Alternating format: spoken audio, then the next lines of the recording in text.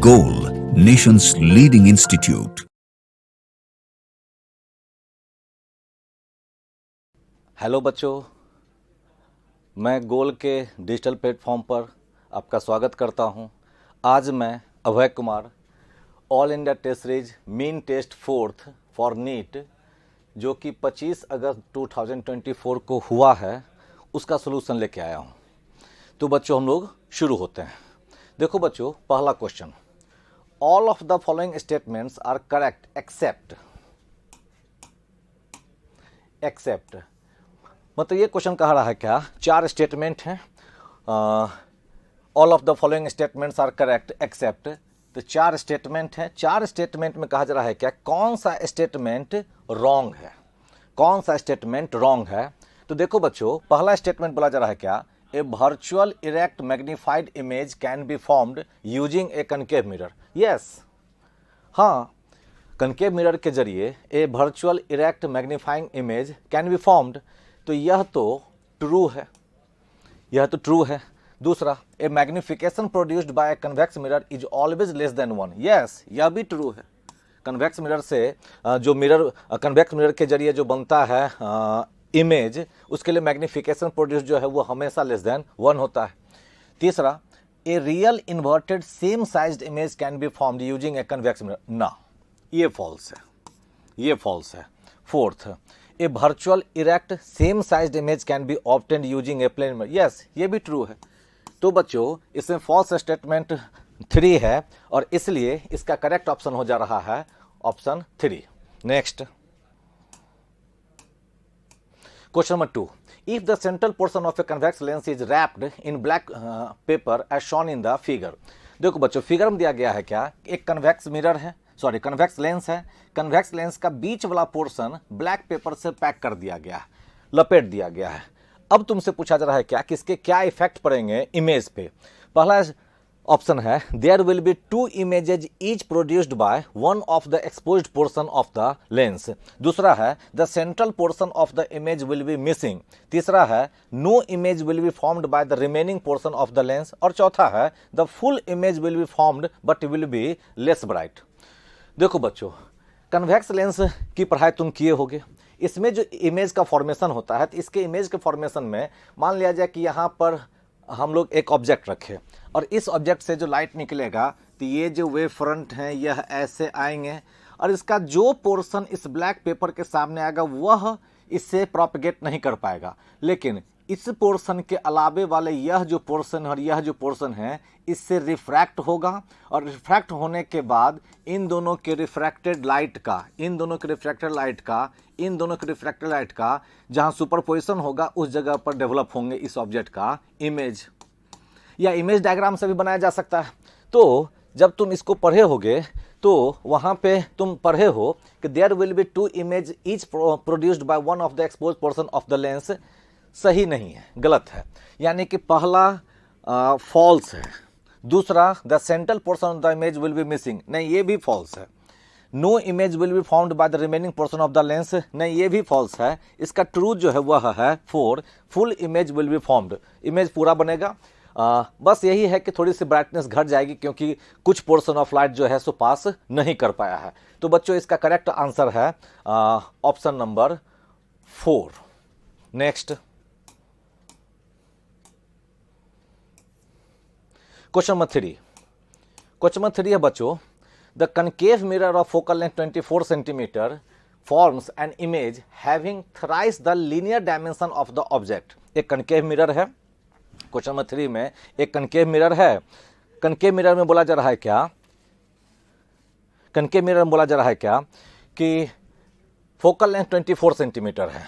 तो concave mirror है, इसका फोकल लेंथ दे दिया गया है 24 सेंटीमीटर, तो जिसको हम लोग कह सकेंगे कि -24 सेंटीमीटर हो जाएगा। Forms an image having thrice the linear dimension of the object, यानी कि इसका मैग्निफिकेशन दिया हुआ है। तो हम लोग जानते हैं कि मिरर के लिए मैग्निफिकेशन जो होगा वह होगा -v/u और इसका वैल्यू जो है वह दे दिया गया है 3। तो यहाँ से हम लोग जान पा रहे हैं क्या कि v = हो जाना है -3u। ठीक है बच्चों, तो यह है फोकल लेंथ, यह मिल गया v का वैल्यू। और हम लोग जानते हैं क्या मिरर के लिए कि 1/v plus 1/u is equal to होता है 1/f।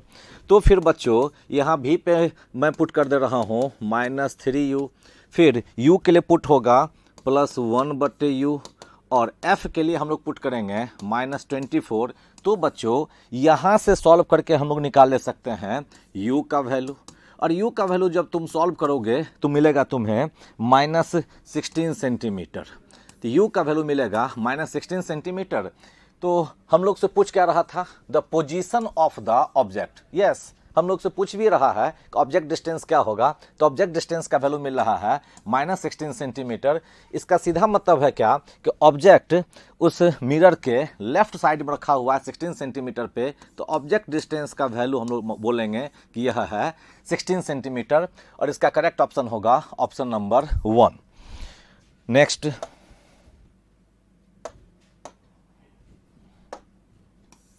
Question number 4। Question number 4 है बच्चों,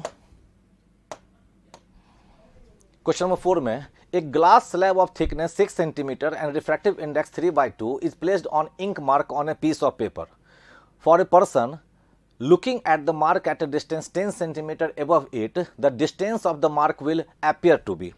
देखो बच्चों, यह सिचुएशन, इसको अगर मैं विजुलाइज करता हूं तो इसका सिचुएशन ऐसा कुछ दिखेगा कि यह एक सरफेस है, इस सरफेस पे कहीं पे इंक का मार्क लगा दिया गया है, और इस इंक के मार्क पे रख दिया गया है एक ग्लास स्लैब।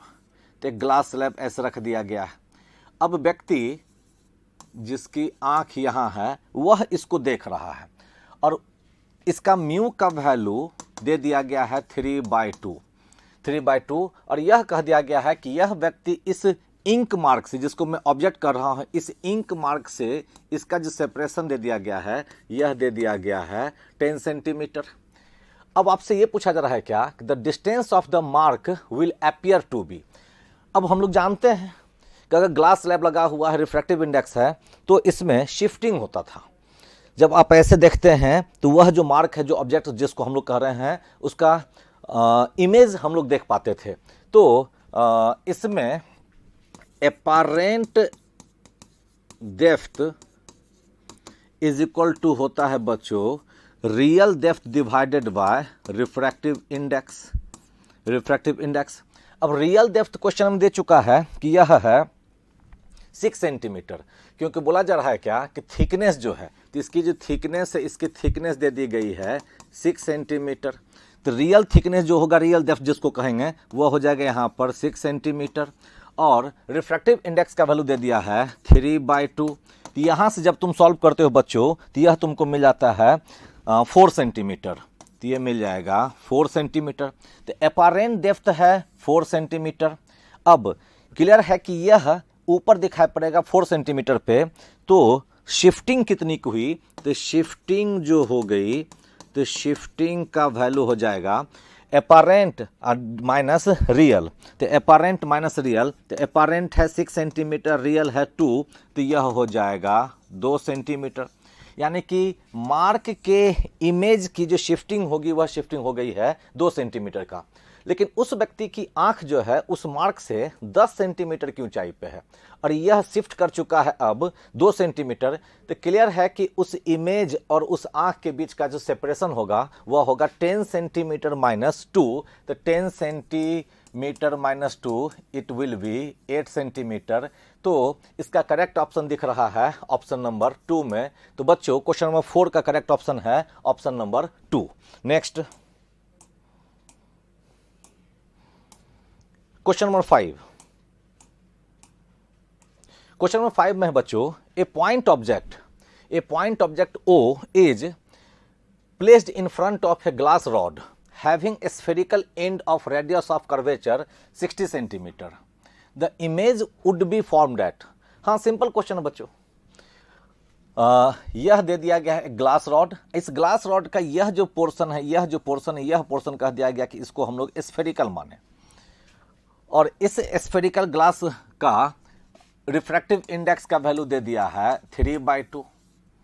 इधर एयर है, इस एयर में एक ऑब्जेक्ट रख दिया गया इस ग्लास स्लैब से या इस ग्लास रॉड से 20 सेंटीमीटर की दूरी पे, और यह जो ग्लास स्लैब दिया जिसका रेडियस ऑफ कर्वेचर यानी आर का वैल्यू दे दिया है 60 सेंटीमीटर। तो तुमसे ये पूछा जा रहा है कि इसमें इमेज कहाँ बनेगा, यानी कि भी का वैल्यू क्या होगा। तो देखो बच्चों, यह क्वेश्चन हो जा रहा है रिफ्रैक्शन एट स्फेरिकल सरफेस का, रिफ्रैक्शन एट स्फेरिकल सरफेस का। तो रिफ्रैक्शन एट स्फेरिकल सरफेस में हम लोग जानते हैं क्या कि μ2 बटे भी माइनस μ1 बटे यू इज इक्वल टू हो जाता है μ2 minus μ1 divided by R, divided by are.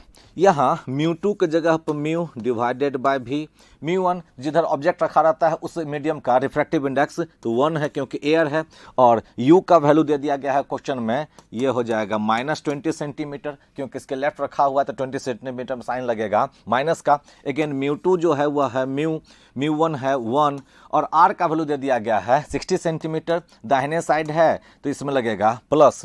तो देखो बच्चों, यह हो जा रहा है म्यू बटे भी माइन प्लस 1 बटे 20 is equal to mu minus 1 divided by 60। अब इसमें म्यू का वैल्यू दिया हुआ है 3/2,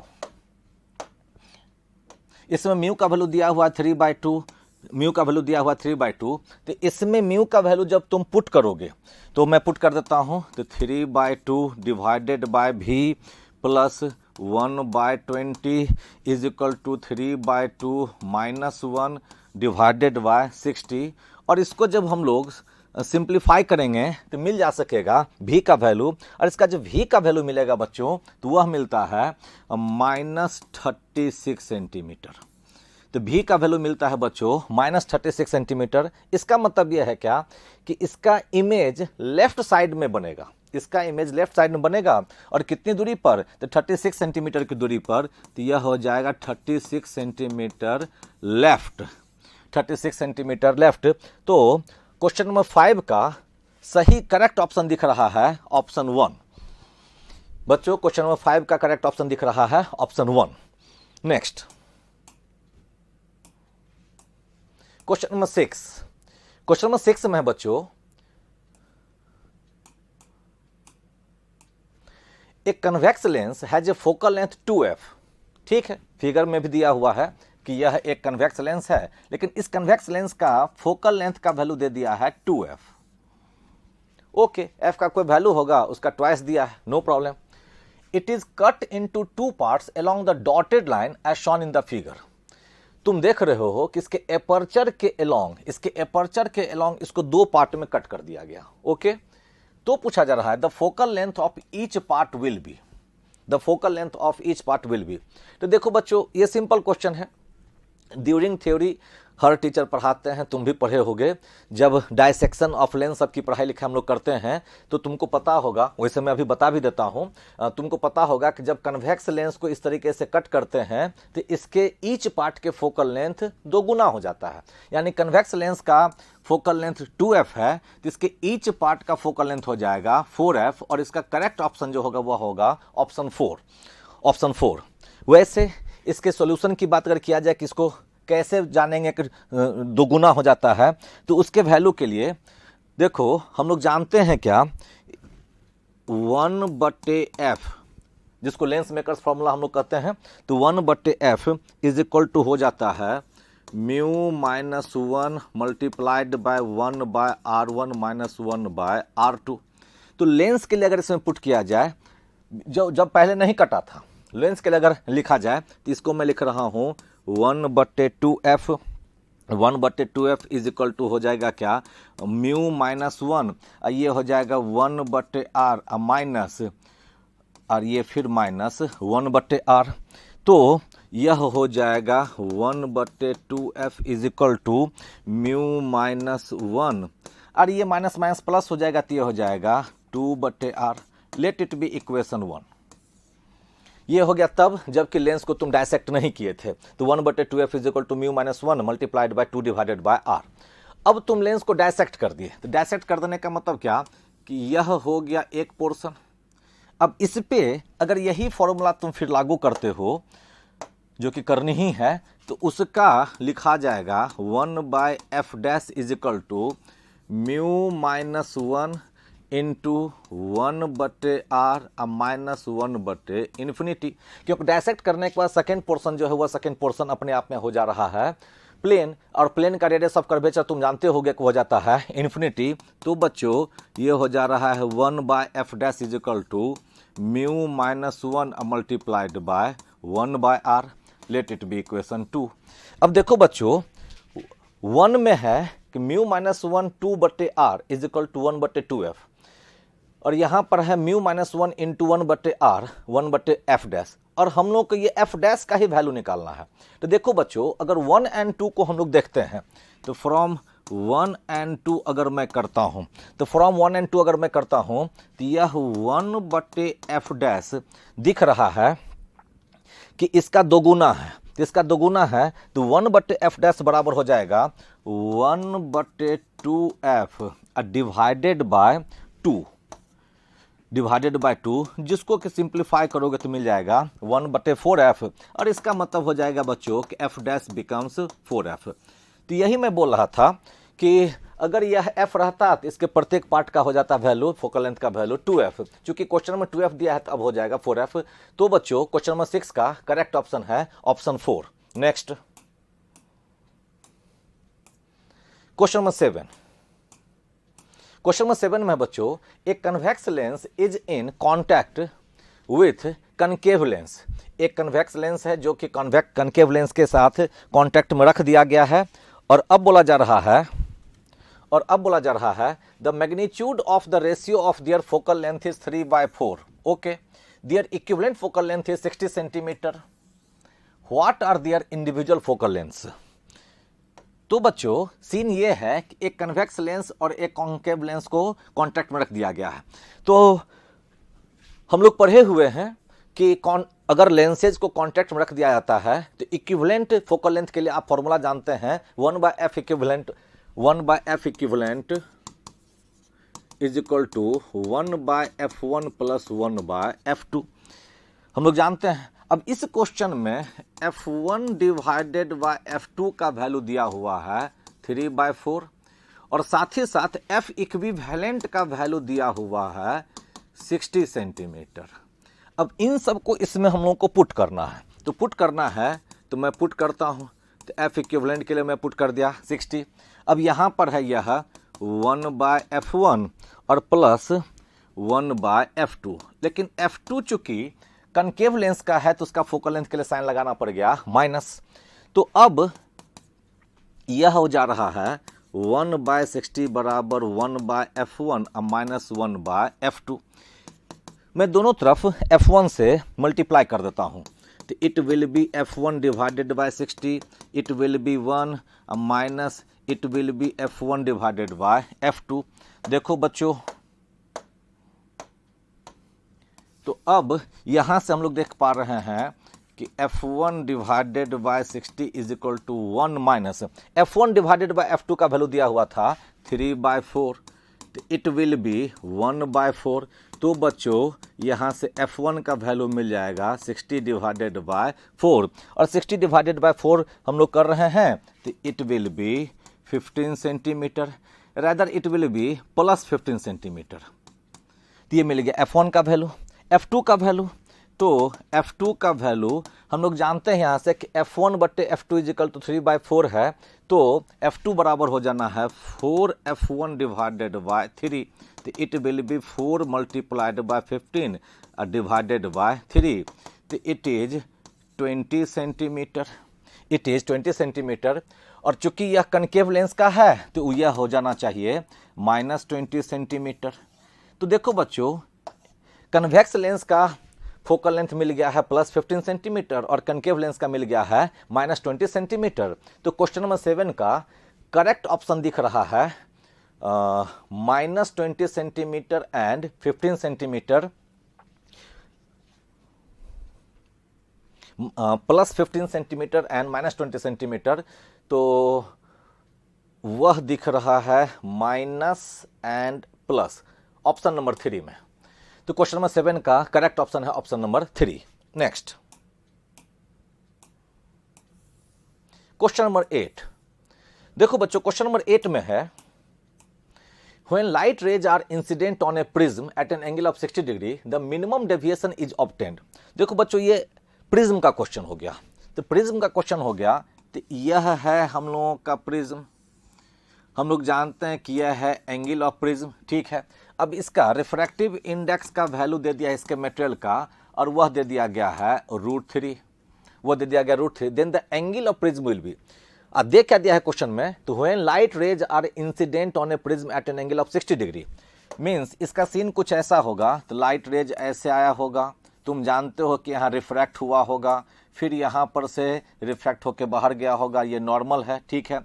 अगर इसको कहते हो आयत, इसको मैं कहता हूँ R1, यह है R2, यह है एंगल ऑफ इमरजेंस, ठीक है। और यहाँ से हम लोग जानते हैं कि यह A का वैल्यू हो जाया करता है R1 प्लस R2, ओके। अब क्वेश्चन में दे दिया है क्या, मिनिमम डेविएशन मिल रहा है, तो तुम बच्चों जानते होगे कि प्रिज्म में मिनिमम डेविएशन के सिचुएशन में अगर डेल्टा मिनिमम की बात किया जाए, तो डेल्टा मिनिमम के सिचुएशन में I का वैल्यू E के बराबर होता है, जिसके कारण हम लोग कह पाते हैं कि R1 का वैल्यू भी R2 के बराबर होता है। यानी अगर मैं यहाँ पे R1 = R2 = R कह दूँ, तो आराम से बोला जा सकता है कि A का वैल्यू हो जाएगा बच्चों 2R, तो A का वैल्यू हो जा रहा है 2R, जिसमें कि मैं कह रहा हूँ कि R यहाँ रह रहा होगा A/2, ठीक है बच्चों। अब पूछा क्या जा रहा है, पूछा जा रहा है कि एंगल ऑफ प्रिज्म ही बताओ, तो एंगल ऑफ प्रिज्म का वैल्यू तो 2R मिल रहा है, लेकिन R का वैल्यू दिया नहीं है क्वेश्चन में।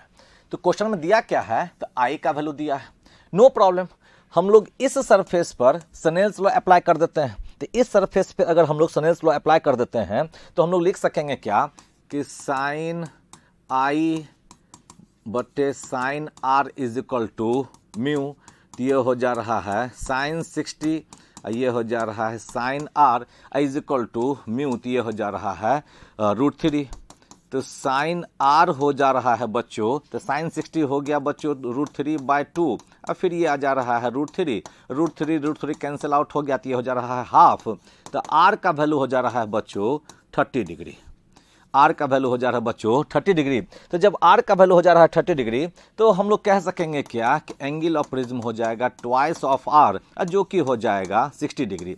तो बच्चों इसका करेक्ट ऑप्शन दिख रहा है 2, तो क्वेश्चन नंबर 8 का करेक्ट ऑप्शन है 2। नेक्स्ट,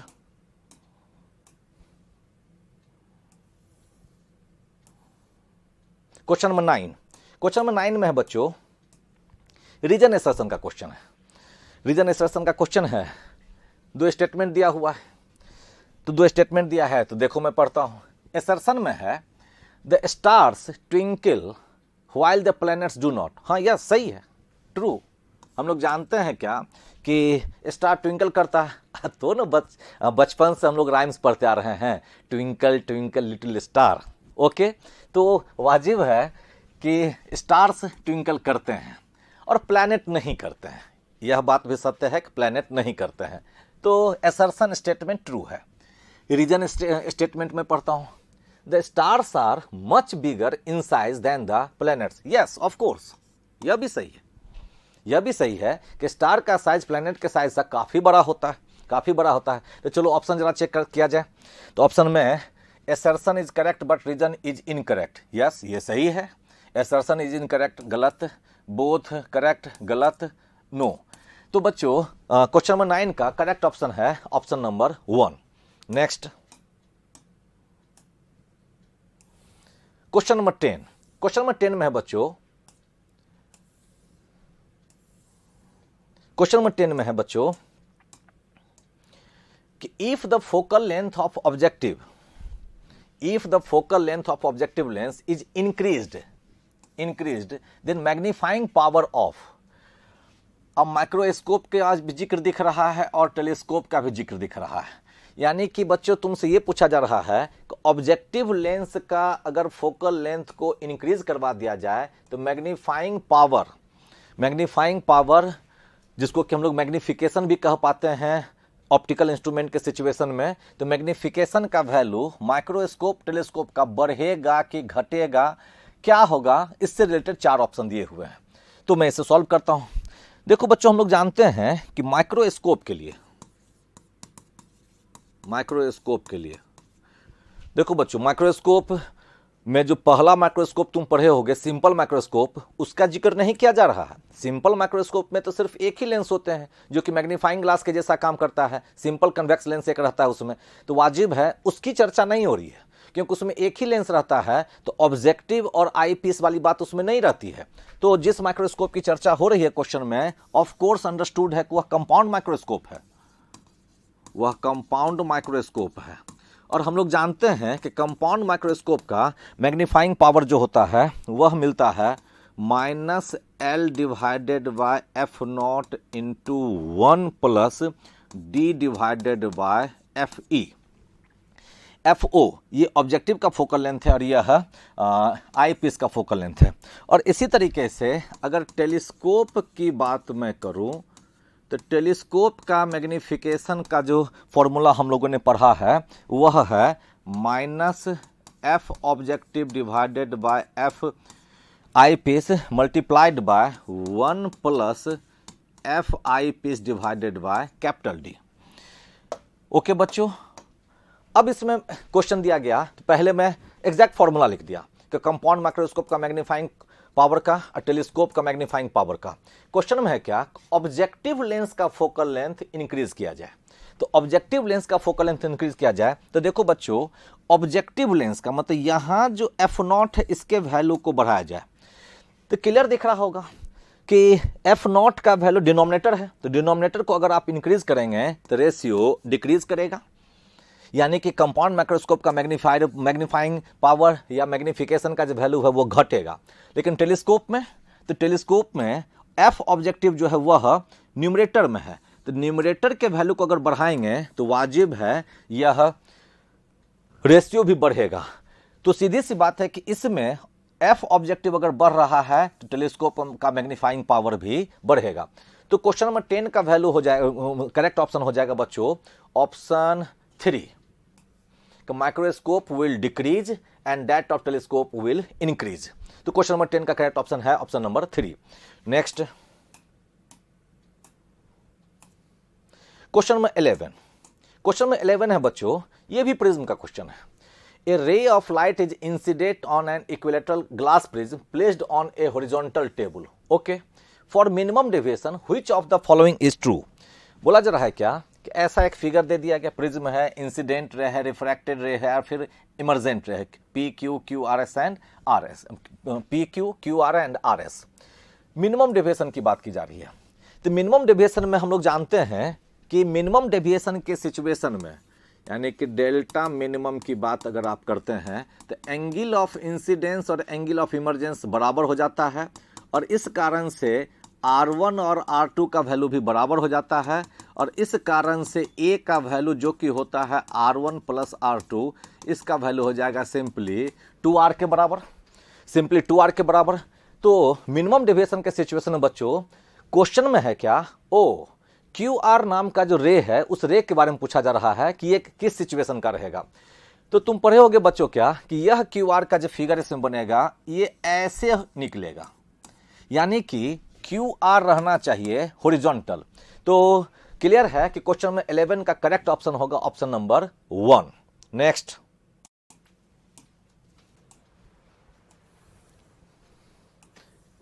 क्वेश्चन नंबर 12 में बच्चों, two similar plano convex lenses are combined together in 3 different ways as shown in the figure. जैसा कि फिगर है देख रहे होगे कि 2 प्लेनो कन्वेक्स लेंसेज हैं, इसको ऐसे प्लेन वाले पोर्शन को सटा कर रख दिया गया है, तो ये पहला फिगर। कनकेव वाले सरफेस को सटा कर रख दिया गया, कॉन्टेक्ट में रख दिया गया, दूसरा फिगर है। क्लियर। और इसमें दोनों के कनकेव सरफेस को सटा दिया गया, तो तीसरा फिगर। इसमें कनकेव और प्लेन को रख दिया गया है। अब आपसे पूछा जा रहा है क्या कि the ratio of focal length in 3 combination, मतलब इस कॉम्बिनेशन का इक्विवेलेंट फोकल लेंथ क्या होगा, इस कॉम्बिनेशन का इक्विवेलेंट फोकल लेंथ क्या होगा, इस कॉम्बिनेशन का इक्विवेलेंट फोकल लेंथ क्या होगा, और इन तीनों फोकल लेंथ का रेशियो क्या होगा। इसमें जो फोकल लेंथ की बात करेंगे हम लोग, तो हम लोग जानते हैं क्या कि अगर इसको डायसेक्ट करते हैं तो फोकल लेंथ 2 गुना हो जाता था। अगर इस पूरे लेंस का है f तो ये 2f होगा।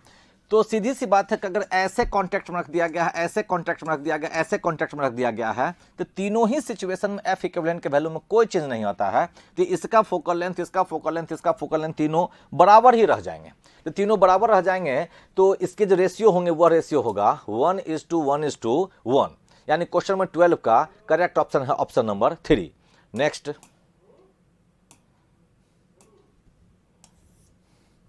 Question number 13। क्वेश्चन नंबर 13 में है बच्चों, magnification of a compound microscope. Magnification of a compound microscope is 42। Focal length of I piece is 5 centimetre and the image is formed at a distance of distinct vision of 25 centimeter. The magnification of the objective lens is, बोला जा रहा है क्या कि compound microscope है जिसका magnification का value दे दिया गया है 42, focal length of I piece दे दिया गया है 5 centimetre and the image is formed at distinct vision of 25 centimetre. तब तुमसे पूछा जा रहा है कि ऑब्जेक्टिव लेंस का मैग्निफिकेशन का वैल्यू क्या होगा। ठीक है, तो देखो बच्चों, हम लोग जानते हैं कि कंपाउंड माइक्रोस्कोप में दोनों रहता है, आई पीस भी रहता है, आई लेंस भी रहता है और ऑब्जेक्टिव लेंस भी रहता है। तो माइक्रोस्कोप का जो मैग्निफिकेशन हो जाएगा वो हो जाएगा magnification of objective multiplied by magnification of I piece. इसको मैं कह देता हूं इक्वेशन 1। फिर हम लोग जानते हैं क्या कि मैग्निफिकेशन ऑफ आई लेंस जो होता है वो हो जाता है 1 plus D divided by F E. इसे मैं कह देता हूं इक्वेशन 2। अब इक्वेशन 2 में अगर मैं वैल्यू जो दिया गया उसको मैं पुट करूं तो इसका वैल्यू दे दिया गया है 5 सेंटीमीटर, इसका वैल्यू दे दिया गया है m e focal length 5 centi, image formed at a distance of magnification अपना ये 42 दिया है, focal length of I piece is 5 centimetre दिया है। तो देखो बच्चों, इसमें जो दिया है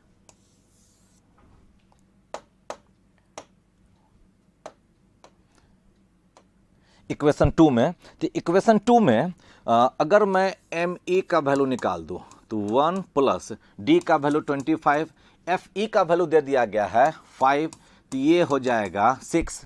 तो मैग्निफिकेशन ऑफ आई पीस का वैल्यू मिल गया है 6 और अकॉर्डिंग टू इक्वेशन 1 एम का वैल्यू दिया हुआ है 42। तो 42 is equal to m o multiplied by 6। तो बच्चों मैग्निफिकेशन ऑफ ऑब्जेक्टिव जो हो जाएगा वो हो जाएगा 42 डिवाइडेड बाय 6 जो कि हो जाना है 7। तो इसका करेक्ट ऑप्शन दिख रहा है ऑप्शन नंबर 2। तो क्वेश्चन नंबर 13 का करेक्ट ऑप्शन है option 2। Next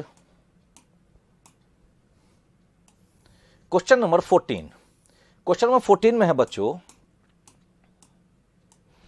the relation between the linear magnification m, the object distance u and the focal length f for a mirror।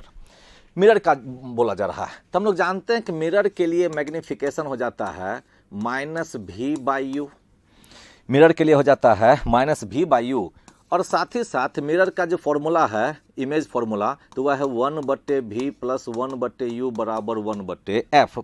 बस फिर क्या है, इसी में मैं आगे बढ़ता हूँ, दोनों तरफ मैं u से डिवाइड कर देता हूं तो यह हो जाएगा u/v plus 1 is equal to u/f, ये हो जाना है।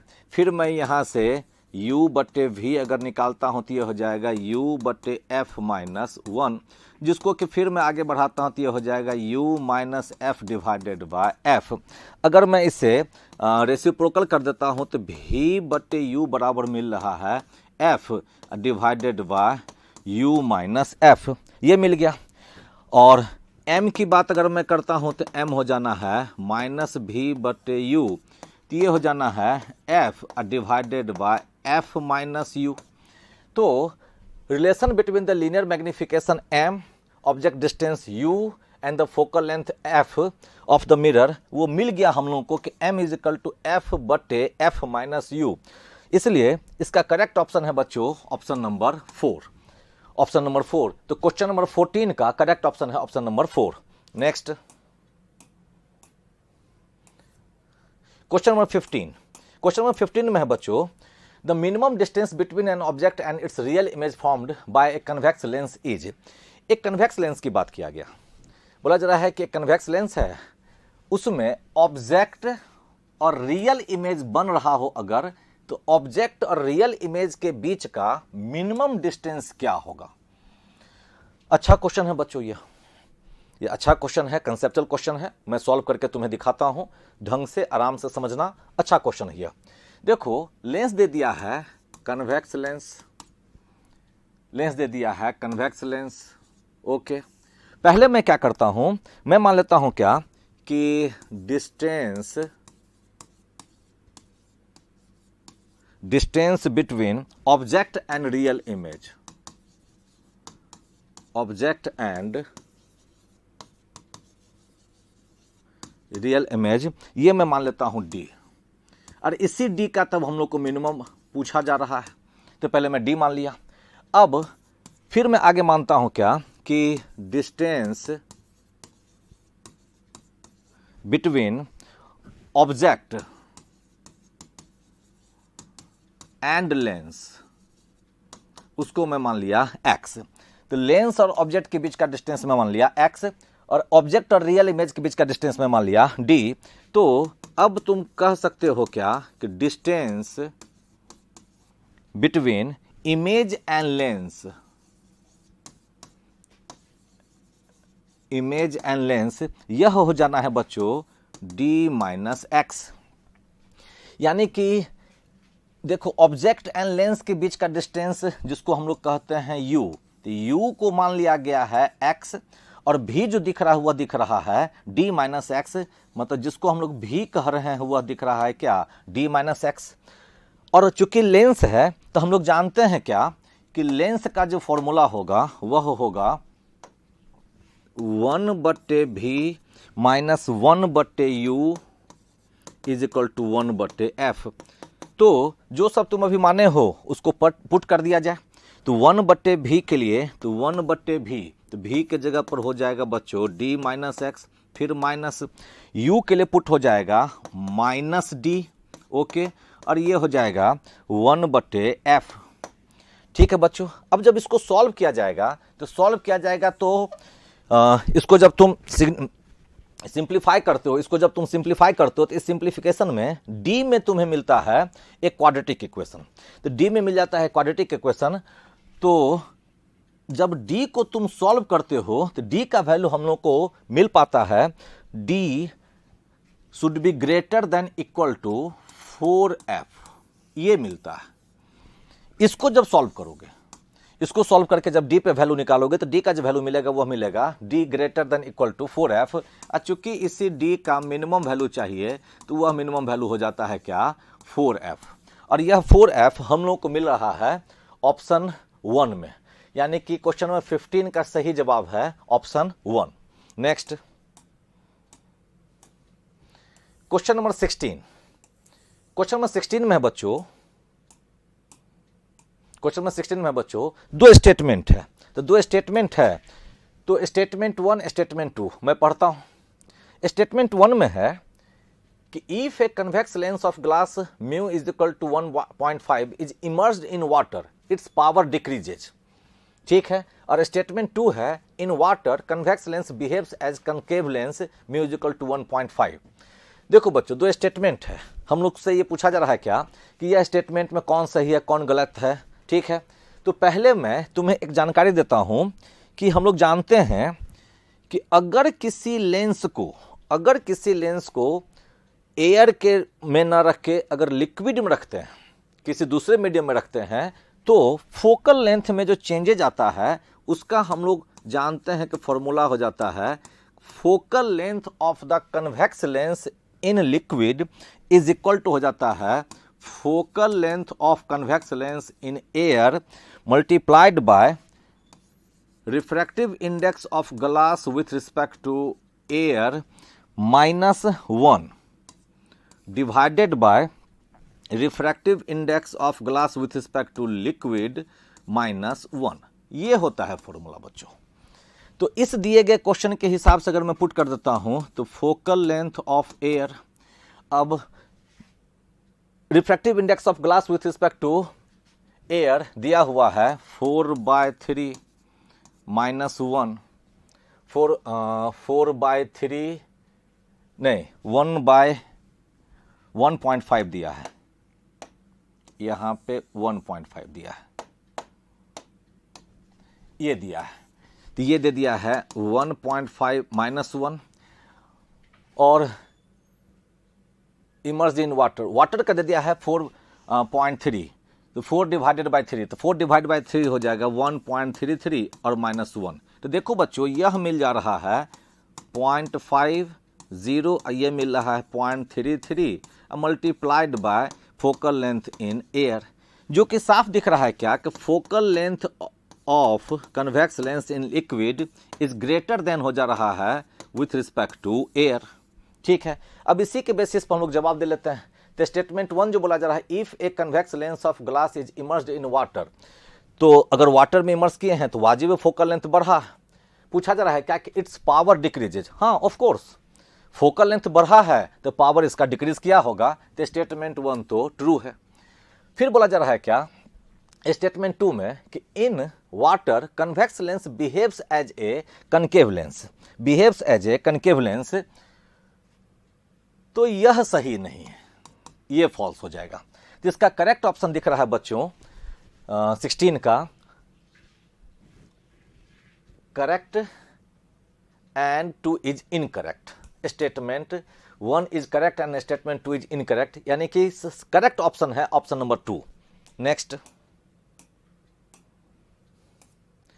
क्वेश्चन नंबर 17, क्वेश्चन नंबर 17 में है बच्चों, द डायरेक्शन ऑफ रे of light incident on A concave mirror is shown by PQ, while directions in which the ray would travel after reflection is shown by 4 rays marked 1, 2, 3, 4 as shown in the figure. Which of the 4 rays correctly shows the direction of reflected rays? तो ध्यान से देखो बच्चों, ये है incident ray और reflected ray का जो फिगर दिया है 1 है, 2 है, 3 है एंड 4 है। पूछा जा रहा है कि इसका फिगर एग्जैक्टली कौन होगा। तो देखो बच्चों साफ दिख रहा है क्या कि इंसिडेंट रे पास कर रहा है फोकल लेंथ से और यह है पॉइंट ऑफ इंसिडेंस। निश्चित तौर पे यहां से अगर तुम सी को मिलाओगे तो ये होगा नॉर्मल, ये होगा नॉर्मल, ठीक है। तो एंगल ऑफ इंसिडेंस और एंगल ऑफ रिफ्लेक्शन बराबर होगा, क्योंकि रिफ्लेक्शन किसी भी तरह के सरफेस पे होता है तो हम लोग जानते हैं कि लॉ ऑफ रिफ्लेक्शन फॉलो होता ही होता है, तो लॉ ऑफ रिफ्लेक्शन फॉलो होता ही होता है। तो देखो बच्चों इस बात को अगर हम लोग देख लें कि यह एंगल और यह एंगल बराबर, तो यह तो सिर्फ और सिर्फ रे 2 के लिए ही दिख रहा है। इसलिए बच्चों इस फिगर में इस इंसिडेंट रे का रिफ्लेक्टेड रे का फिगर नंबर 2 ही है। तो इसका करेक्ट ऑप्शन है ऑप्शन 1। तो क्वेश्चन नंबर 17 का करेक्ट ऑप्शन है option 1। Next question number 18, question number 18 में है बच्चों,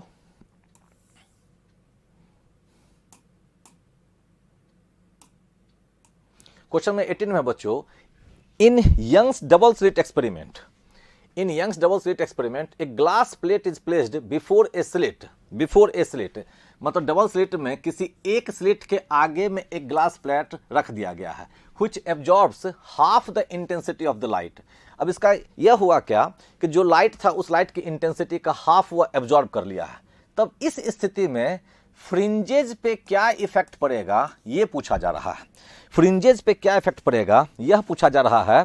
तो यंग्स डबल स्लिट एक्सपेरिमेंट में हम लोग जानते हैं क्या कि I1 I2 दोनों बराबर रहता था, तो मान लिया जाए I1 बराबर मैं लेता हूं I0 और I2 बराबर, लेकिन चूंकि स्लैब को रख देने के कारण इंटेंसिटी हाफ हो जा रही है, तो ये हो जा रहा है क्या I0/2। तो इस स्थिति में I1 और I2 का वैल्यू बराबर बराबर नहीं रहा, और I1 और I2 का वैल्यू बराबर बराबर नहीं रहा, तब जानते होंगे बच्चों कि यंग्स डबल स्लिट एक्सपेरिमेंट में ये रह गया स्क्रीन, ये है 2 स्लिट, यह है 2 स्लिट S1 एंड S2, यह बीच का सेपरेशन DD, यहाँ पर सोर्स है। अब अगर यहाँ पर एक स्लैब डाल दिया गया था तो इससे जो लाइट आया, इससे जो लाइट आया और फिर जो यहाँ पर इंटरफ्रेंस फ्रिज बनते हैं, तो अगर सेम लाइट मतलब इंटेंसिटी अगर सेम ना रहा तो उस स्थिति में फ्रिंजेज यूनिफॉर्म टाइप से ब्राइट और डार्क नहीं मिल पाते हैं, बल्कि जहां ब्राइट डार्क बनना चाहिए तो वहां बनता है मोर ब्राइट लेस ब्राइट, मोर ब्राइट लेस ब्राइट, ठीक है। लेकिन हाँ यह बात भी सही है कि इंटेंसिटी एब्जॉर्ब भी हुआ है, तो इसमें असर ये पड़ेगा कि मोर ब्राइट लेस ब्राइट बनेगा, लेकिन जिसको हम लोग कहेंगे मोर ब्राइट, तो इसकी ब्राइटनेस अगर स्लैब नहीं डालते तो उसके ब्राइट फ्रिंज से कम रहेगा, यानी कि यह हो चुका रहेगा फेंटर, ठीक है। और जिसके लिए मैं कह रहा हूं लेस ब्राइट, तो लेस ब्राइट का मतलब यह हो गया कि जहां पर परमानेंट प्योरली डार्क बनता था तो वहां पर भी डार्क अब नहीं बनेगा, बल्कि वहां भी कुछ ना कुछ लाइट होंगे, तो फाइनाइट इंटेंसिटी कुछ ना कुछ उस जगह पर होगी। तो देखो बच्चों, अगर इसको हम लोग देखते हैं 18 में, तो इसका सही जवाब दिख रहा है 3, correct option 3। The bright fringes become fainter and the dark fringes have finite light intensity. तो क्वेश्चन नंबर 18 का करेक्ट ऑप्शन है option number 3। Next question number 19। Question number 19 में है बच्चों, the source is at infinity then wave fronts reaching to observer are. ये तो clear है कि 4 होगा। प्लेन, हम लोग जानते हैं कि प्लेन वेव फ्रंट का कोई सोर्स नहीं होता।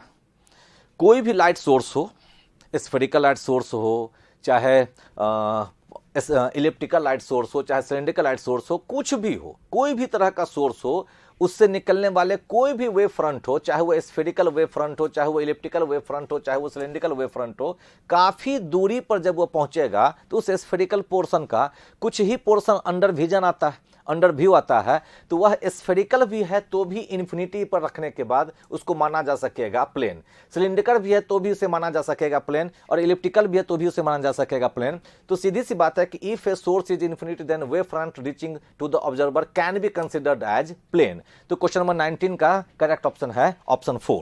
Next question number 20। Question number 20 में है बच्चों, in the phenomenon of interference energy is. Simple सा बात, इंटरफेरेंस की फिनोमिनन हो, डिफ्रैक्शन की फिनोमिनन हो, या साउंड चैप्टर का बीट्स का फिनोमिनन हो, या साउंड का इंटरफेरेंस हो, या साउंड का स्टेशनरी वेव का प्रोडक्शन हो, क्लोज ऑर्गन पाइप की पढ़ाई, ओपन ऑर्गन पाइप की पढ़ाई, या मोड्स ऑफ वाइब्रेशन, इन सब में दो सोर्स से आने वाले एनर्जी का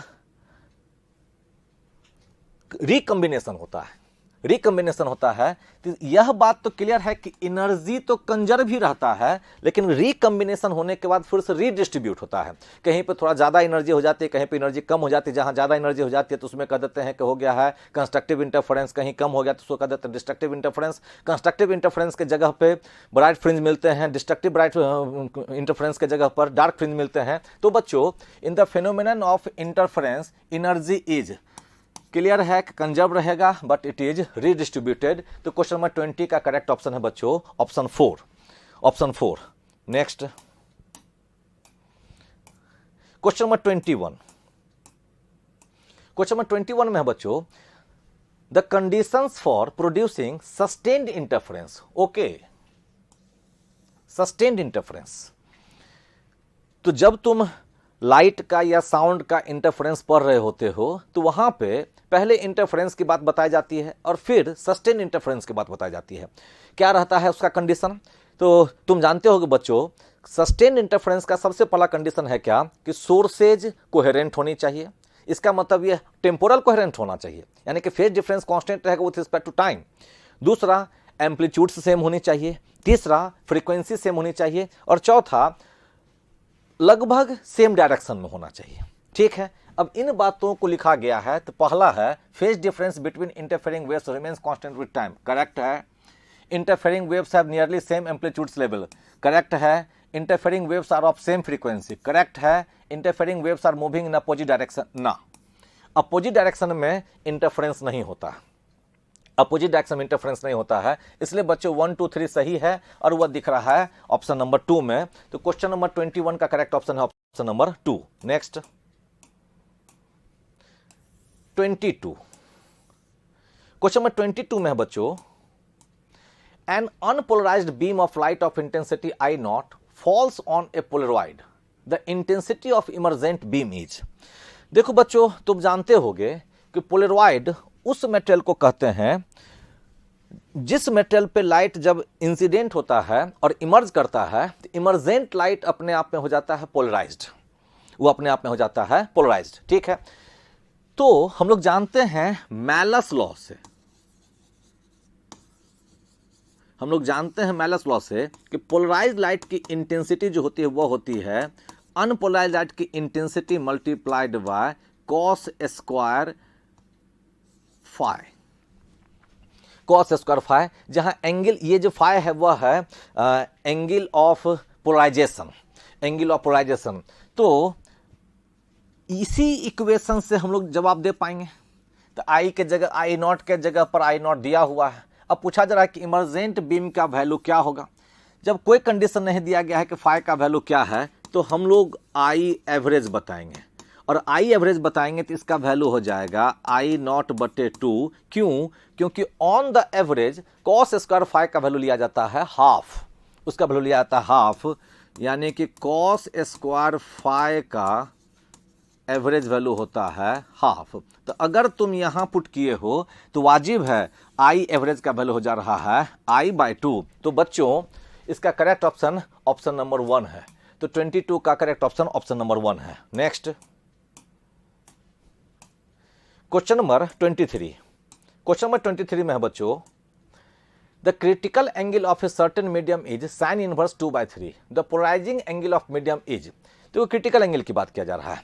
तो हम लोग जानते हैं कि क्रिटिकल एंगल का साइन वैल्यू, तो साइन सी बराबर होता है रेसिप्रोकल ऑफ रिफ्रैक्टिव इंडेक्स। तो यहां से हम लोग कह देंगे कि क्रिटिकल एंगल साइन सी बराबर हो जाएगा साइन इनवर्स 1/μ। क्वेश्चन में दिया हुआ है इस सी का वैल्यू साइन इनवर्स 2/3, तो it will be sine inverse 1/μ। तो इसको देख के हम लोग कह सकते हैं क्या कि म्यू विल बी 3/2। ठीक है, तो उस मटेरियल का रिफ्रैक्टिव इंडेक्स का वैल्यू मिल गया।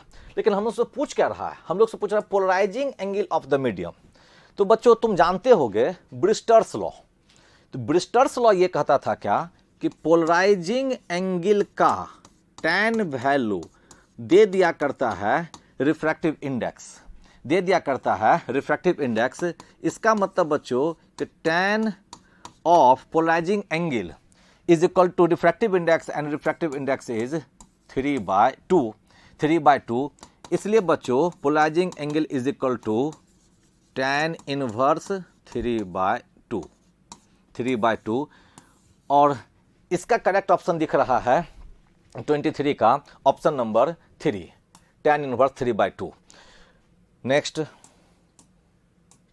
Question number 24। क्वेश्चन नंबर 24 में है बच्चों मैच वाला है। Match the following columns and choose the correct options from the codes given below. Column 1, column 2।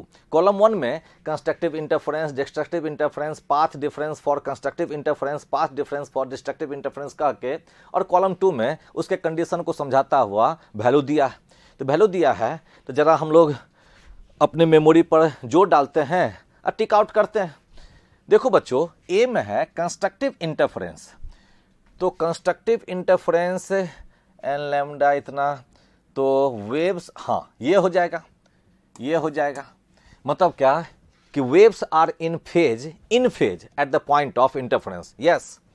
B में है डिस्ट्रक्टिव इंटरफेरेंस, तो waves are out of phase at point of interference. Yes, इसमें B हो जाएगा। C में path difference for constructive interference. Yes, ये C हो जाएगा। हम लोग जानते हैं क्या कि कंस्ट्रक्टिव इंटरफेरेंस के सिचुएशन में पाथ डिफरेंस जो होता है वो होता है 2n λ/2। तो ये 2 कट जाएगा तो हो जाएगा क्या n लैम्डा, यानी कि 1 है सी से। और डी में है path difference for constructive interference, path difference for destructive interference. तो डिस्ट्रक्टिव इंटरफेरेंस के लिए तो बच्चों है यह डी, यानी कि ए का 3, बी का 4, सी का 1 और डी का 2। ए का 3, बी का 4, सी का 1, डी, इसका तो 1 ही सही है बच्चों। तो क्वेश्चन नंबर 24 का करेक्ट ऑप्शन है ऑप्शन 1। नेक्स्ट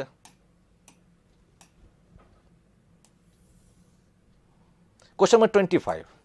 क्वेश्चन नंबर 25 में बच्चों, in Young's double slit experiment when 2 light waves form fifth minimum they have phase difference of. तो बच्चों तुम पढ़े होगे कि in Young's double slit experiment phase difference is phi n is equal to 2n minus 1 into pi for dark। ठीक है, मतलब क्या कि 2n पाई होता है फॉर ब्राइट और 2n माइनस 1 पाई होता है फॉर डार्क। तो इस क्वेश्चन में हम लोग से फेज डिफरेंस पूछा जा रहा है, n का वैल्यू दे दिया है 5, तो सिंपल हो गया 2 multiplied by 5 minus 1 into pi, तो ये हो जाएगा 10 माइनस 1, तो ये हो जाएगा 9 पाई। सिंपल सा क्वेश्चन। तो इसमें बोल जाएगा कि फेज डिफरेंस हो जाएगा 9 पाई, इसलिए इसका करेक्ट ऑप्शन है ऑप्शन नंबर 4। तो क्वेश्चन नंबर 25 का करेक्ट ऑप्शन है option number 4। Next 26, question number 26 में है बच्चों, क्वेश्चन नंबर 26 में है बच्चों, a diffraction is obtained by using a beam of red light. ठीक है, what will happen if the red light is replaced by the green light. देखो diffraction का है, अब डिफ्रैक्शन में पूछा जा रहा है क्या, तो डिफ्रैक्शन में भी फ्रिंजेस बनते थे, हम लोग जानते हैं कि इंटरफेरेंस में फ्रिंज बनता है, डिफ्रैक्शन में भी बनता है। तो डिफ्रैक्शन में जो फ्रिंज बनता है, तो तुम पढ़े होगे बच्चों कि डिफ्रैक्शन के फ्रिंज का बैंड विड्थ जो होता था वो होता है directly proportional to the wavelength, directly. तो इसमें बोला, और हम लोग जानते हैं कि कह रहा है क्या कि red is replaced by green, और हम लोग जानते हैं क्या कि lambda of red is greater than lambda of green. तो अगर हम लोग रेड के जगह ग्रीन यूज करते हैं, तो इसका मतलब ये हो गया कि लैम्डा को आप कम कर दिए। रेड के जगह अगर ग्रीन यूज किया जा रहा है, तो इसका मतलब कि जो लाइट आप यूज कर रहे हैं उसका वेवलेंथ को आपने कम कर दिया, तो इसका सीधा मतलब है क्या कि बैंड विड्थ का वैल्यू भी घटेगा। तो बैंड विड्थ का वैल्यू घटेगा, तो इसके असर जो होंगे, तो बोला जा रहा है कि 1 2 3 4 में बताओ कि इसका असर क्या होगा। तो देखो, bands become broader and further apart, नहीं, रॉन्ग है। Bands will narrower and crowded together, yes सही है। बैंड्स डिसअपियर, नो, रॉन्ग है। No change will take place, wrong है। तो बच्चों इसका करेक्ट ऑप्शन है ऑप्शन नंबर 2। तो 26 का करेक्ट ऑप्शन है option number 2। Next question number 27 में बच्चों, a parallel monochromatic beam of light is incident normally on a narrow slit. A diffraction pattern is formed on a screen placed perpendicular to the direction of incident beam. At the first minimum of the diffraction pattern, the phase difference between the rays coming from the edges of the slit. देखो बच्चों, यह जो question है, यह parallel monochromatic beam of light is incident normally on a narrow slit, मतलब यह जो question हो जा रहा है, यह क्वेश्चन क्लियर है क्या कि डिफ्रैक्शन एट सिंगल स्लिट का सीन है।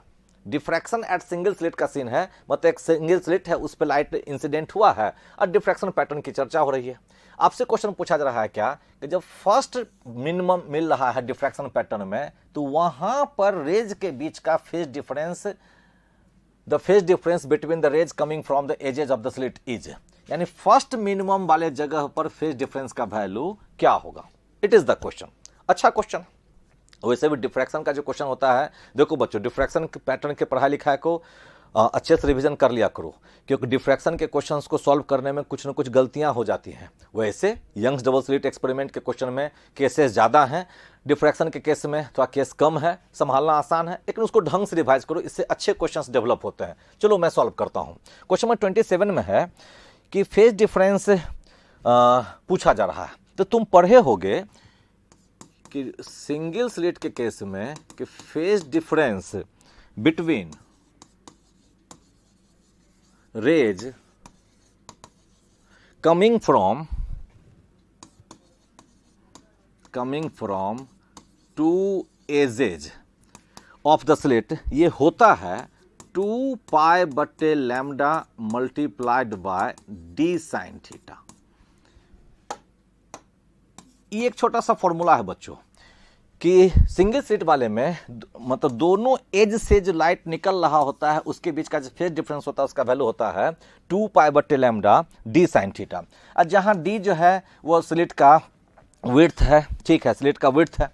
अब हम लोग जानते हैं क्या कि d sine theta is equal to होता है एन लैम्डा मिनिमम के लिए, और चूंकि फर्स्ट मिनिमम की बात कर रहा है तो एन की जगह पुट करना पड़ेगा 1, तो यहां से हम लोग को समझ में आ रहा है कि डी साइन थीटा बराबर हो जाएगा क्या, लैम्डा।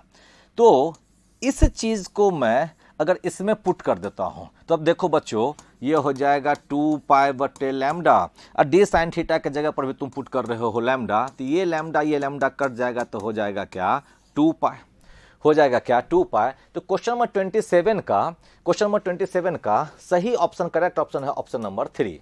ठीक है, क्योंकि बोल रहा था कि दोनों एज से आने वाले रे के बीच का फेज डिफरेंस कितना होगा, तो फेज डिफरेंस का फॉर्मूला ये होता है। और D sine theta first minimum की बात हो रहा है तो डी साइन थीटा बराबर लैम्डा हो गया, मैं पुट कर दिया, कट गया तो वैल्यू मिल जा रहा है 2 पाई, तो करेक्ट ऑप्शन है option number 3। Next 28, question number 28 में है बच्चों, what will be the angular width of central maxima in Fraunhofer diffraction. याद होगा तुमको, दो तरह के डिफ्रैक्शन पैटर्न की पढ़ाई लिखाई हम लोग को करनी होती है, एक है फ्रॉनहोफर डिफ्रैक्शन और दूसरा है फ्रेनेल डिफ्रैक्शन। फ्रेनेल डिफ्रैक्शन की पढ़ाई बहुत ज्यादा नहीं, 1-2 केस करना रहता है, और फ्रॉनहोफर की पढ़ाई लिखाई में 2-3 केस करना रहता है। ठीक है, 2-3 केस पढ़ना रहता है, वही फ्रॉनहोफर डिफ्रैक्शन है। पूछा जा रहा है कि what will be the angular width of the central maxima, central maxima का विड्थ क्या होगा फ्रॉनहोफर डिफ्रैक्शन में, when the light of wavelength 4000 angstrom is used and slit width is 16 × 10⁻5 centimetre. तो देखो बच्चों, इसे मैं बनाता हूं। हम लोग जानते हैं क्या कि फ्रॉनहोफर डिफ्रैक्शन में एंगुलर विड्थ जो होता है, इसका जो एंगुलर विड्थ होता है, तो एंगुलर विड्थ को अगर मैं लिखता हूं 2 थीटा, तो ये 2 थीटा का वैल्यू हमेशा मिला करता है 2 लैम्डा बटे डी, इसका वैल्यू मिला करता है 2 लैम्डा बटे डी। यह एक फॉर्मूला ही है बच्चों, ये एक फॉर्मूला ही है बच्चों। याद रख लो कि फ्रॉनहोफर डिफ्रैक्शन के केस में सेंट्रल मैक्सिमा का फुल एंगुलर विड्थ को हम लोग अगर 2 थीटा दिखाते हैं तो 2 थीटा का वैल्यू होता है 2 लैम्डा बटे डी। तो बस फिर क्या है, जो बच्चा ये जानता है वैल्यू पुट कर देगा। 2 लैम्डा का वैल्यू दिया हुआ है क्वेश्चन में 4000 एंगस्ट्रॉम, तो 4000 × 10⁻10 डिवाइडेड बाय स्लिट विड्थ, तो स्लिट विड्थ दिया हुआ है 16 × 10⁻5 सेंटीमीटर, तो -10⁻2 से आप इसे मल्टीप्लाई कर देते हो।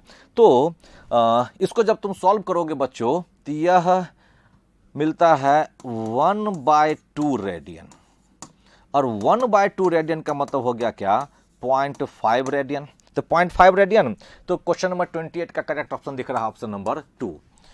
बच्चों याद रखने वाली बात है, इसको याद रख लेना ताकि तुम सीधा बता दे सकोगे फ्रॉनहोफर डिफ्रैक्शन का सेंट्रल मैक्सिमा का एंगुलर विड्थ का वैल्यू 2 लैम्डा बटे डी होता है। तो क्वेश्चन नंबर 28 का करेक्ट ऑप्शन हो गया option number 2। Next question number 29, question number 29, A Vernier calipers has 1 millimeter marks on the main scale. It has 16 equal divisions on the Vernier scale which match with 12 main scale. The 16 equal division on Vernier scale matches with 12 main scale division. For this Vernier caliper, list count is what? देखो बच्चों, अब यह question आ गया vernier caliper से related है, list count पूछ रहा है। तो हम लोग जानते हैं क्या कि इस क्वेश्चन के हिसाब से कि 16 vernier scale division is equal to दे दिया है 12 मेन स्केल डिवीजन।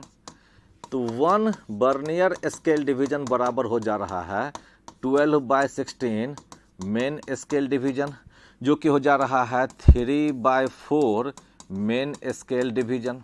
ओके बच्चों, तो हम लोग ये भी जानते हैं कि वर्नियर कैलिपर का लिस्ट काउंट होता है 1 MSD minus 1 VSD। Yes, 1 MSD minus 1 VSD। तो देखो बच्चों, ये हो जाना है 1 - 3/4 MSD, जिसका वैल्यू मिल जा रहा है 1/4 MSD। ठीक है, तो लिस्ट काउंट का तो वैल्यू हो जा रहा है 1/4 MSD।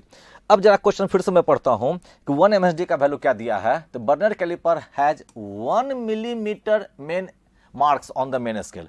अच्छा, यानी 1 MSD का वैल्यू दे दिया गया है 1 मिलीमीटर, तो ये हो जा रहा है 1/4 मल्टीप्लाइड बाय 1 मिलीमीटर, जिसको कि अगर सॉल्व किया जाएगा तो यह मिल जाएगा 0.25 मिलीमीटर।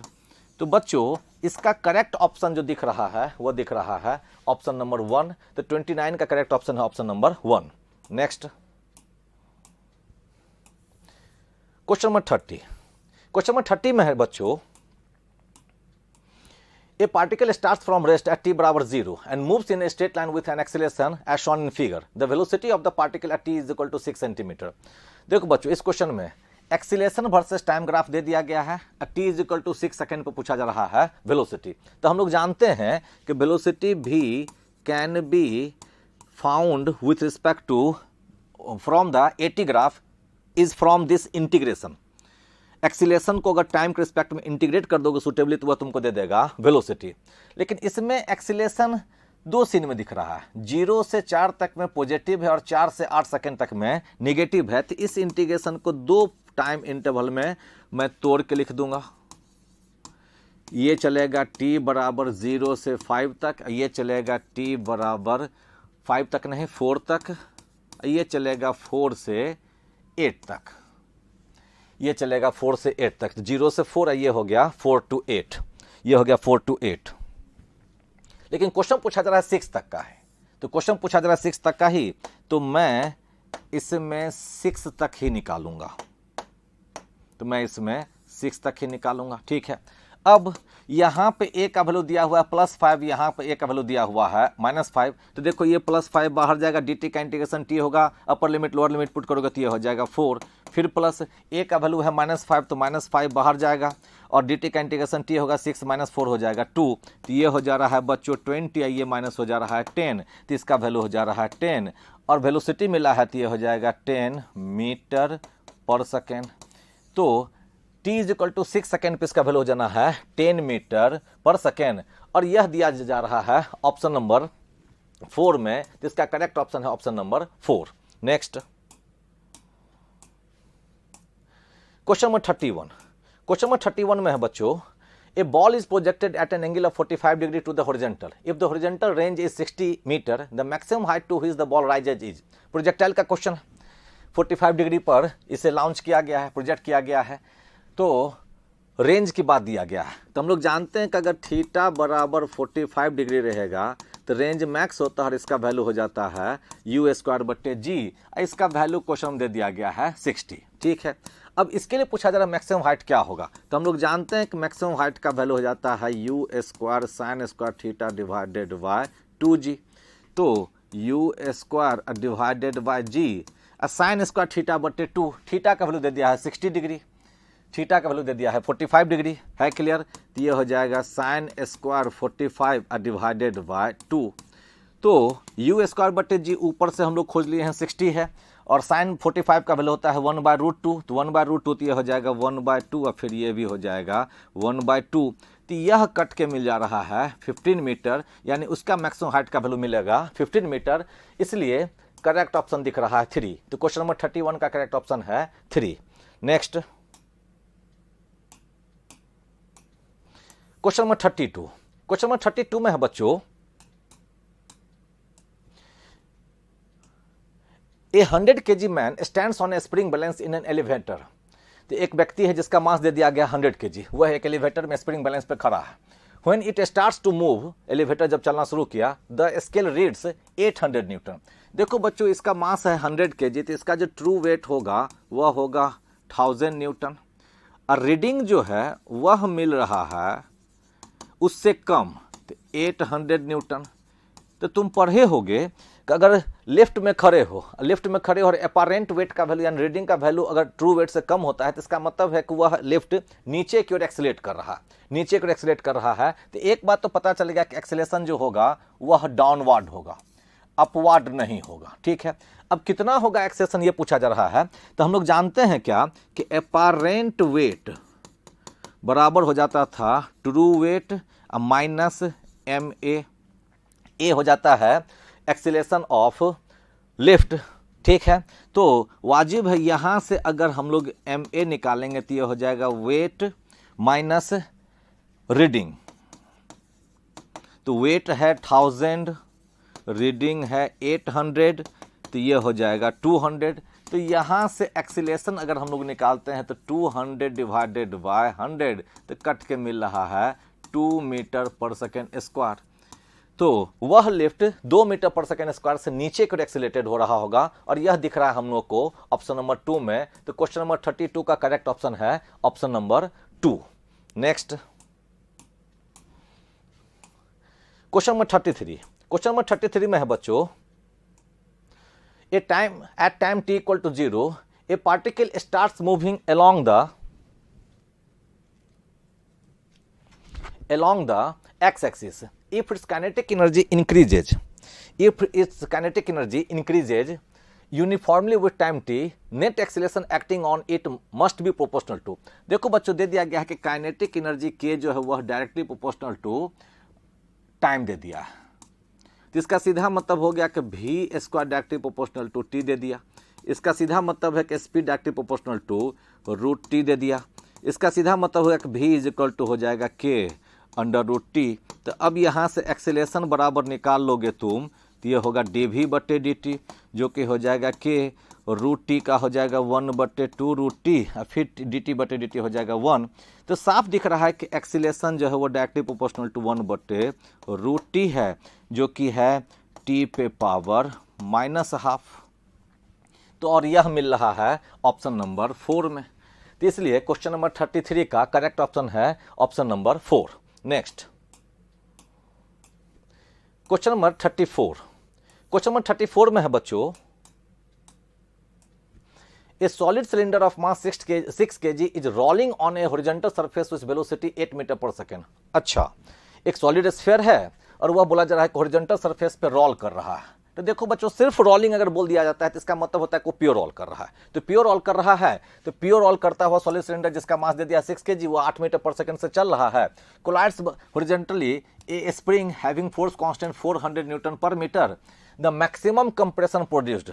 हाँ बच्चों, यह क्वेश्चन बनेगा एनर्जी कंजर्वेशन लॉ से। तो एनर्जी कंजर्वेशन लॉ से तो एक सॉलिड सिलेंडर जो मूव कर रहा है तो इसके पास काइनेटिक एनर्जी हो चुकी होगी 12 mvcm का स्क्वायर प्लस 12 I ओमेगा का स्क्वायर। यही कन्वर्ट हुआ होगा स्प्रिंग के पोटेंशियल एनर्जी में, तो इसको हम लोग लिख देंगे 12 kx स्क्वायर। अब यह हो जाएगा 12 mvcm का स्क्वायर प्लस 12 I हो जाता है सॉलिड सिलेंडर का 12 mr square omega square is equal to 12 kx square. यह हो जाएगा 12 mvcm का स्क्वायर अब प्लस 1/4 m, और ये r और ओमेगा दोनों मिलके हो जाएगा r omega is equal to vcm। तो ये भी हो जाएगा क्या vcm का स्क्वायर। अब फिर ये हो जा रहा है 12 kx स्क्वायर। देखो बच्चों, इसमें m का वैल्यू दिया हुआ है, vcm का वैल्यू दिया हुआ है, यहाँ भी m का वैल्यू दिया हुआ है, vcm का वैल्यू दिया हुआ है, और k का वैल्यू भी दिया हुआ है।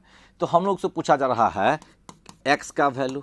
तो इसमें पुट करके x के वैल्यू को निकाला जा सकता है, और जब तुम इसमें पुट करते हो बच्चों, तो इसमें पुट करने के बाद जो x का वैल्यू मिलता है वह मिलता है 1.2 मीटर।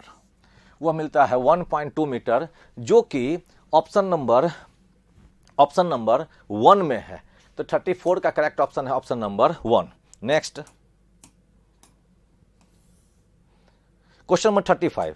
क्वेश्चन नंबर 35 में है बच्चों, a planet exists whose mass is thrice that of the earth and whose radius is twice that of the earth, a 4 kg mass on its surface would weigh।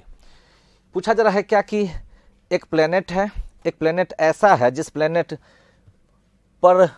Planet का मास जो है वो अर्थ के मास का तिगुना है, और उसका रेडियस जो है अर्थ का रेडियस का दोगुना है। तब उस प्लैनेट पर किसी व्यक्ति जिसका कि मास है 4 kg, उसका वेट क्या होगा। तो हम लोग जानते हैं कि acceleration due to gravity g बराबर हो जाता है gm बटे r स्क्वायर। ये हो जाता है gm बटे r स्क्वायर। इसका वैल्यू दे दिया गया है अर्थ पर 10। अब उस प्लैनेट पे तो यह हो जाएगा g, m के जगह पर दे दिया है 3 मास, तिगुना मास।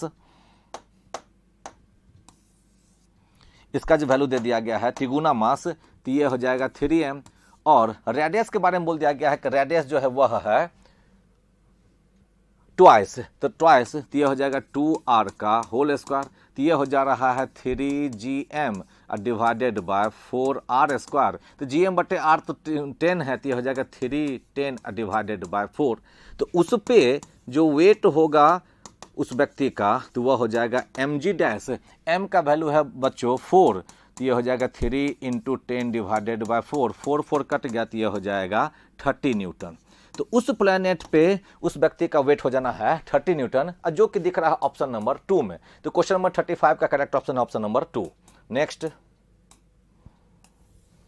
Question number 36। क्वेश्चन नंबर 36 में है बच्चों, two vessels having base areas in the ratio 1:8। ठीक है, दो वेसल है जिसका बेस एरिया का वैल्यू रेशियो दे दिया है 1:8, are filled with water to the same height. ठीक है, सेम हाइट तक पानी से भर दिया गया है। If the amounts of water in them are in the ratio 1:16।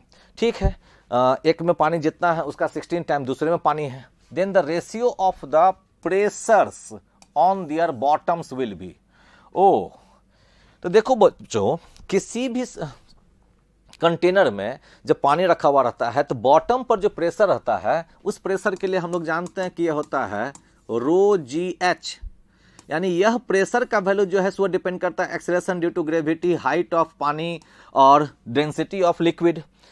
तो इसमें डेंसिटी सेम ही रह रहा है क्योंकि दोनों में वाटर लिया गया है, हाइट भी सेम ही रखा जा रहा है, जी भी सेम ही है, तो बॉटम पे प्रेशर जो है वो दोनों में सेम रहेगा।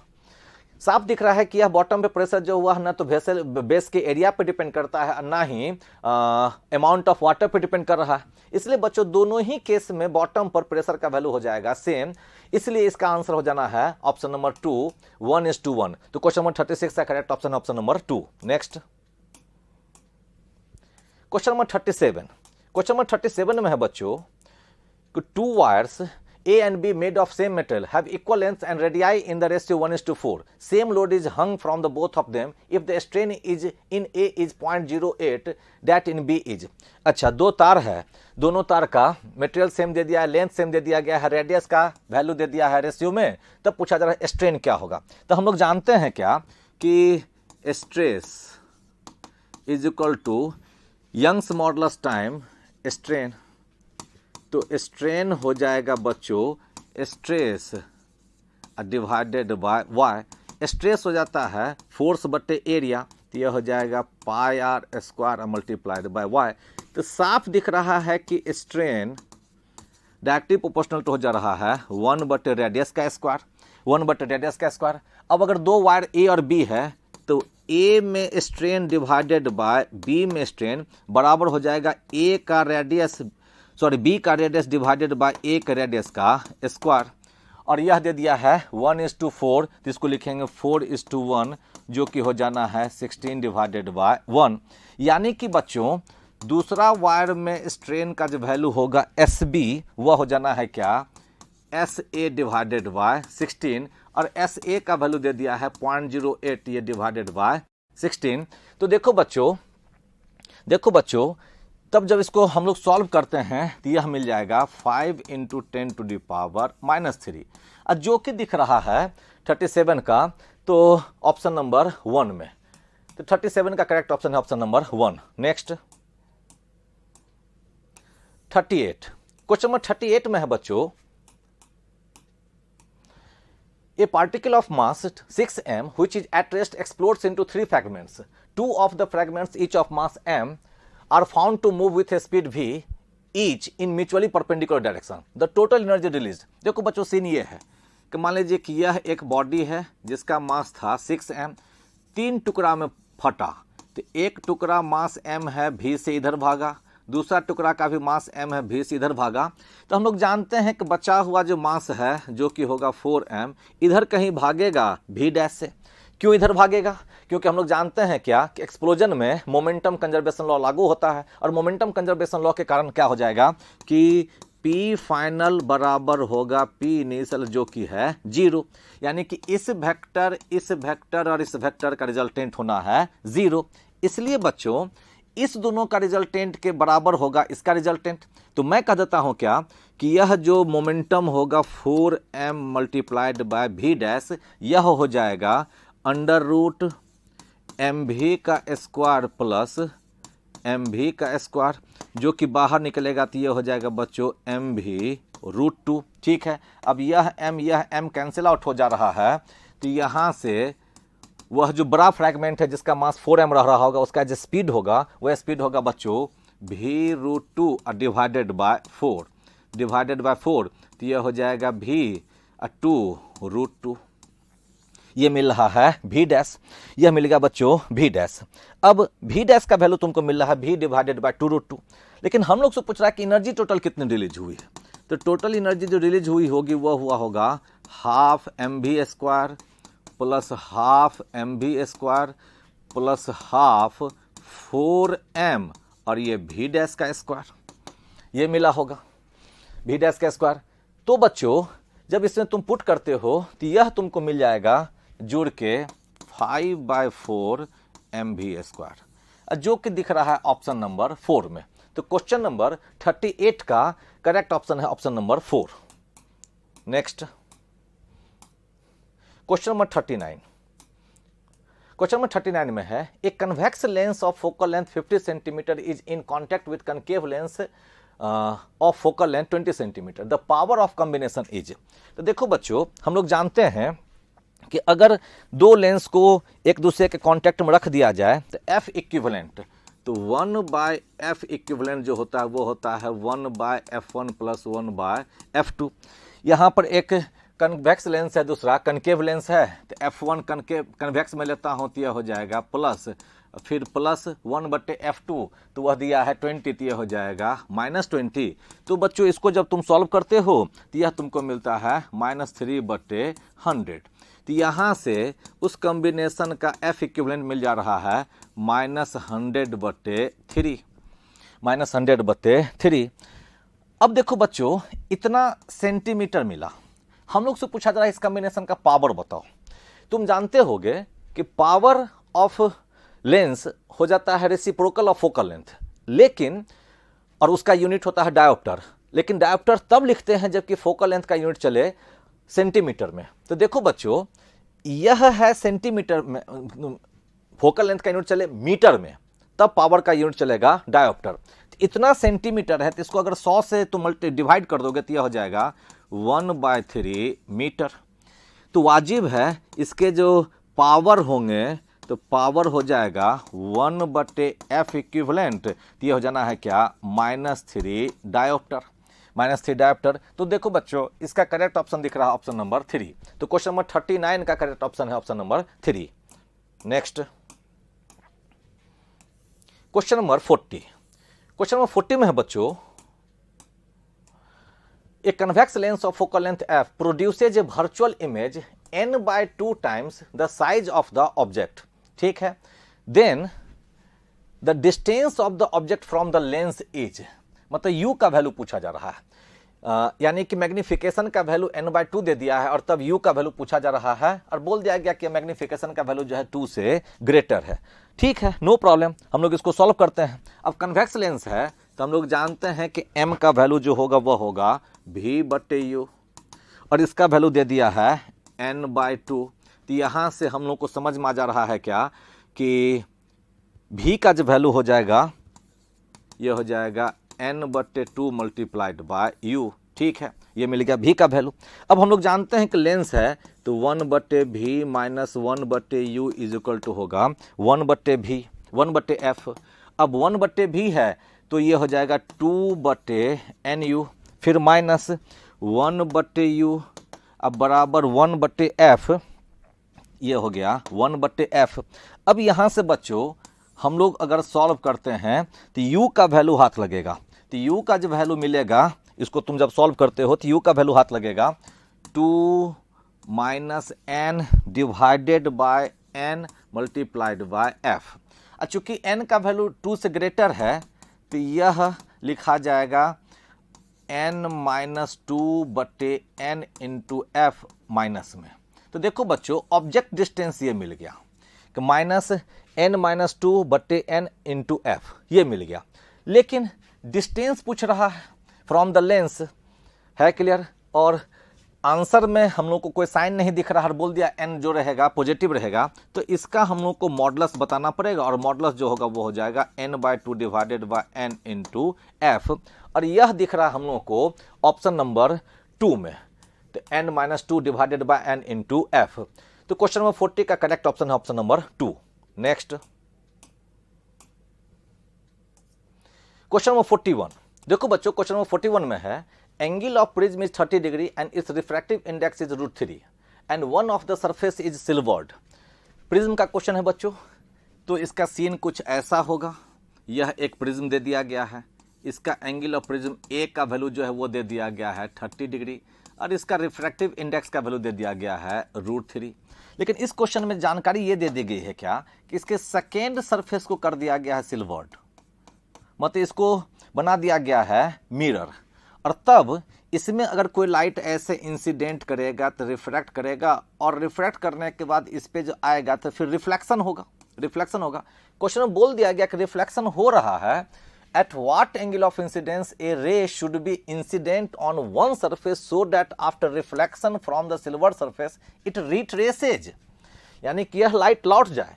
मतलब यह जो ऐसे इस एंगल पर इंसिडेंट हुआ और इसको अगर मैं कहता हूं आर, तो अकॉर्डिंग टू क्वेश्चन कि यह इंसिडेंट रे यहां पर जो रिफ्लेक्ट होगा तो रिफ्लेक्ट होने के बाद इसी लाइन पर लौट जाए, यह बोला जा रहा है। इसके लिए पूछा जा रहा है क्या आई का वैल्यू क्या होगा, इसके लिए पूछ रहा है कि आई का वैल्यू क्या होगा। तो देखो बच्चों मैं इसे सॉल्व करता हूं, देखो बच्चों यहां जो ट्रायंगल बनता है तो ए बराबर होता है R1 प्लस R2, तो यहाँ ये R1 और ये R2, तो ये एंगल चूंकि परपेंडिकुलरली होगा तो ये हो जाना है 90 डिग्री, तो ये भी हो जाना है 90 डिग्री, है क्लियर। अब R1 प्लस R2 बराबर होता है A, तो R प्लस 90 और प्लस A, यानी कि A का जो वैल्यू होगा वह होगा R1 प्लस R2। A का वैल्यू दे दिया है कितना 30 डिग्री, R1 मैं कह रहा हूं R है और यह जो है यह दे दिया गया है 90 डिग्री। देखो बच्चों मैं ये कह रहा हूं कि यहां पे A का जो वैल्यू है वह होगा R1 प्लस R2। अब ये 90 है, ये भी 90 है, तो मुझे इस R का वैल्यू चाहिए। तो इस R का वैल्यू चाहिए तो देखो ऐसे भी बढ़ सकते हैं और नहीं तो ऐसे बढ़ सकते हैं।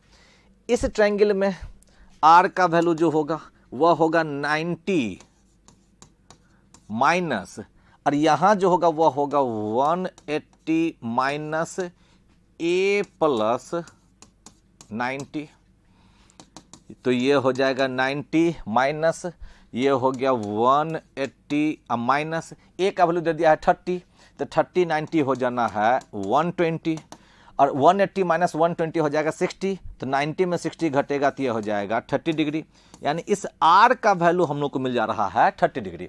अब ये R है, तो जब ये R पता चल गया तो इस सरफेस पर हम लोग लागू कर देते हैं स्नेल्स लॉ, और हम लोग जानते हैं क्या कि उस फर्स्ट सरफेस के लिए साइन I बटे साइन R बराबर हो जाएगा म्यू, तो साइन I अब बटे साइन R का वैल्यू मिल गया था 30 और ये मिल जा रहा है म्यू का वैल्यू है √3, तो साइन I बराबर हो जाएगा √3 और साइन 30 होता है हाफ, तो √3/2, इसलिए I का वैल्यू मिल जा रहा है 60 डिग्री।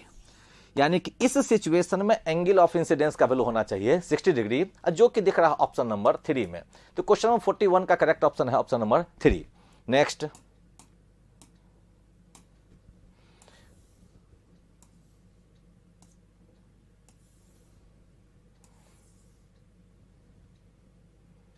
Question number 42।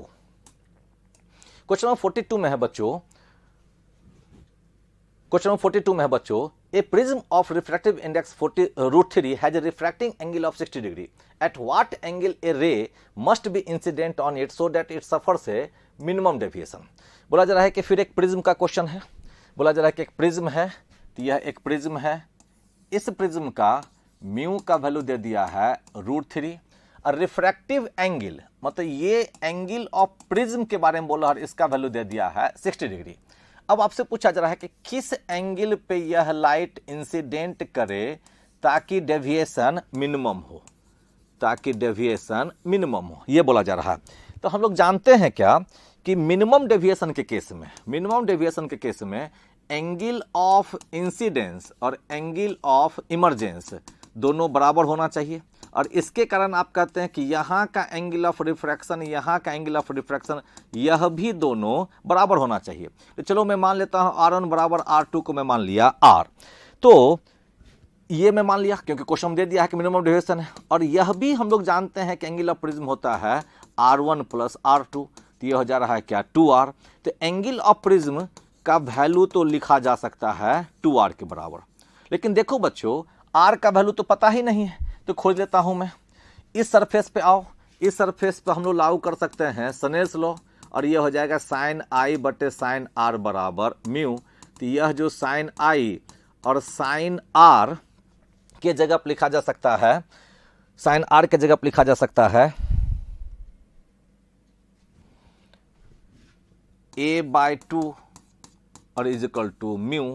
तो ये हो जाएगा साइन आई, ए का वैल्यू क्वेश्चन दिया था 60 डिग्री, तो ये फिर हो जा रहा है साइन 30, और म्यू का वैल्यू क्वेश्चन दिया हुआ है √3। तो देखो बच्चों यहाँ से साइन आई जो मैं निकाल देता हूँ, तो ये हो जाएगा √3 मल्टीप्लाइड बाय साइन 30। साइन 30 जो होगा वो होता है 1/2, तो ये हो जा रहा है 1/2। तो यहाँ से साइन आई बराबर तुमको मिल रहा है √3/2, यानी आई का वैल्यू होना चाहिए क्या 60 डिग्री, आई का वैल्यू होना चाहिए क्या 60 डिग्री। तो 42 का करेक्ट ऑप्शन हम लोग को दिख रहा है ऑप्शन नंबर 1, तो 42 का करेक्ट ऑप्शन है option number 1। Next question number 43। Question number 43 में है बच्चों, the focal length of the objective and eye length of a microscope are 1 centimetre and 5 centimetre respectively. Microscope दे दिया है, माइक्रोस्कोप के कंपाउंड माइक्रोस्कोप दिया है, और उसका ऑब्जेक्टिव का फोकल लेंथ और आई लेंस का फोकल लेंथ दे दिया है। If the magnifying power of the relaxed eye is 50 then the length of the tube is.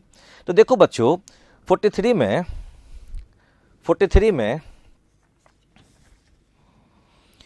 में ऑब्जेक्टिव का फोकल लेंथ दे दिया है, वह दे दिया है 1 सेंटीमीटर, आई लेंस का दे दिया है 5 सेंटीमीटर, और साथ ही साथ यह बोल दिया गया कि मैग्नीफाइंग फॉर द रिलैक्स्ड आई जो है वह दे दिया है 50, यानी m का वैल्यू दे दिया गया है 50। और हम लोग जानते हैं क्या कि यह m बराबर हो जाएगा magnification of objective multiplied by magnification of I piece, ये हम लोग जानते हैं।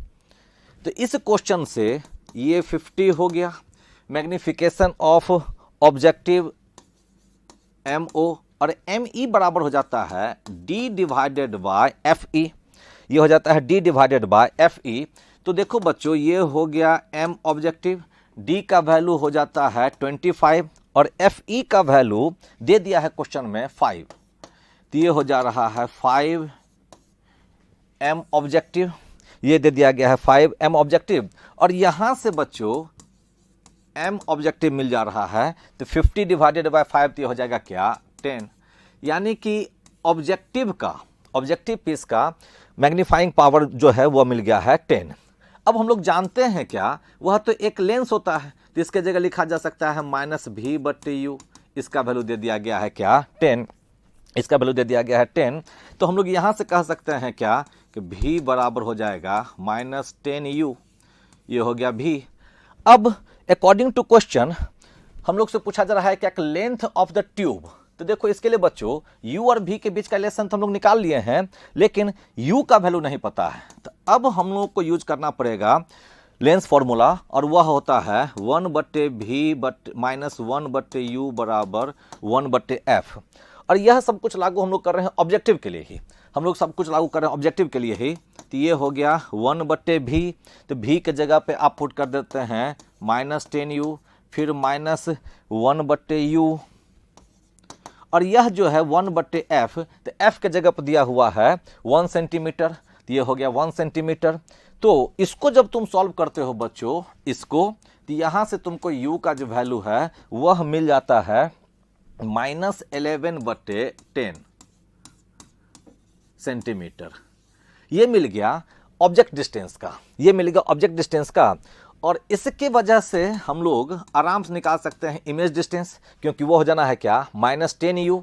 तो -10 इंटू -11/10 ये कट गया तो हो जा रहा है क्या, +11 सेंटीमीटर। तो देखो बच्चों u का वैल्यू मिल गया है और v का वैल्यू मिल गया है। तो हम लोग जानते हैं कि लेंथ ऑफ द ट्यूब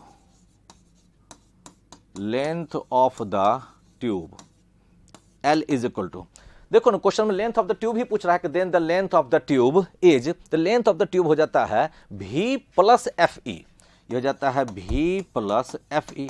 तो देखो v का वैल्यू आया हुआ है 11, एफ ई का वैल्यू जो था वह दिया हुआ था 5, तो यह जुट के हो जा रहा है 16 सेंटीमीटर, यानी उस माइक्रोस्कोप का लेंथ ऑफ द ट्यूब होना चाहिए 16 सेंटीमीटर, जो कि दिख रहा है ऑप्शन नंबर 4 में। तो 43 का करेक्ट ऑप्शन है ऑप्शन नंबर 4।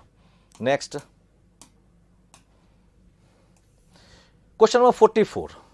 क्वेश्चन नंबर 44 में है बच्चों, a simple telescope consisting of an objective of focal length 90 centimeter and a single eye lens of focal length 5 centimeter is focused on a distant object in such a way that the parallel rays comes out from the eye lens. Okay, if the object subtends an angle 1.5 radian at the objective, the angular width of the image। देखो बच्चों इसमें objective का focal length और आई piece का focal length दे दिया है। Objective का फोकल लेंथ दे दिया है 90 सेंटीमीटर और आई का दे दिया है, आई लेंस का वह दे दिया है 5 सेंटीमीटर। ओके, अब बोला जा रहा है क्या, एंगुलर विड्थ बताने के लिए। तो देखो बच्चों हम लोग जानते हैं क्या कि मैग्निफिकेशन ऑफ टेलीस्कोप लिखा जा सकता है angular width of the image, उसको लिखा जा सकता है बच्चों angular width of the image divided by angular width of the object beta बटे अल्फा, और यह वैल्यू हो जाता है F objective divided bye F eye lens.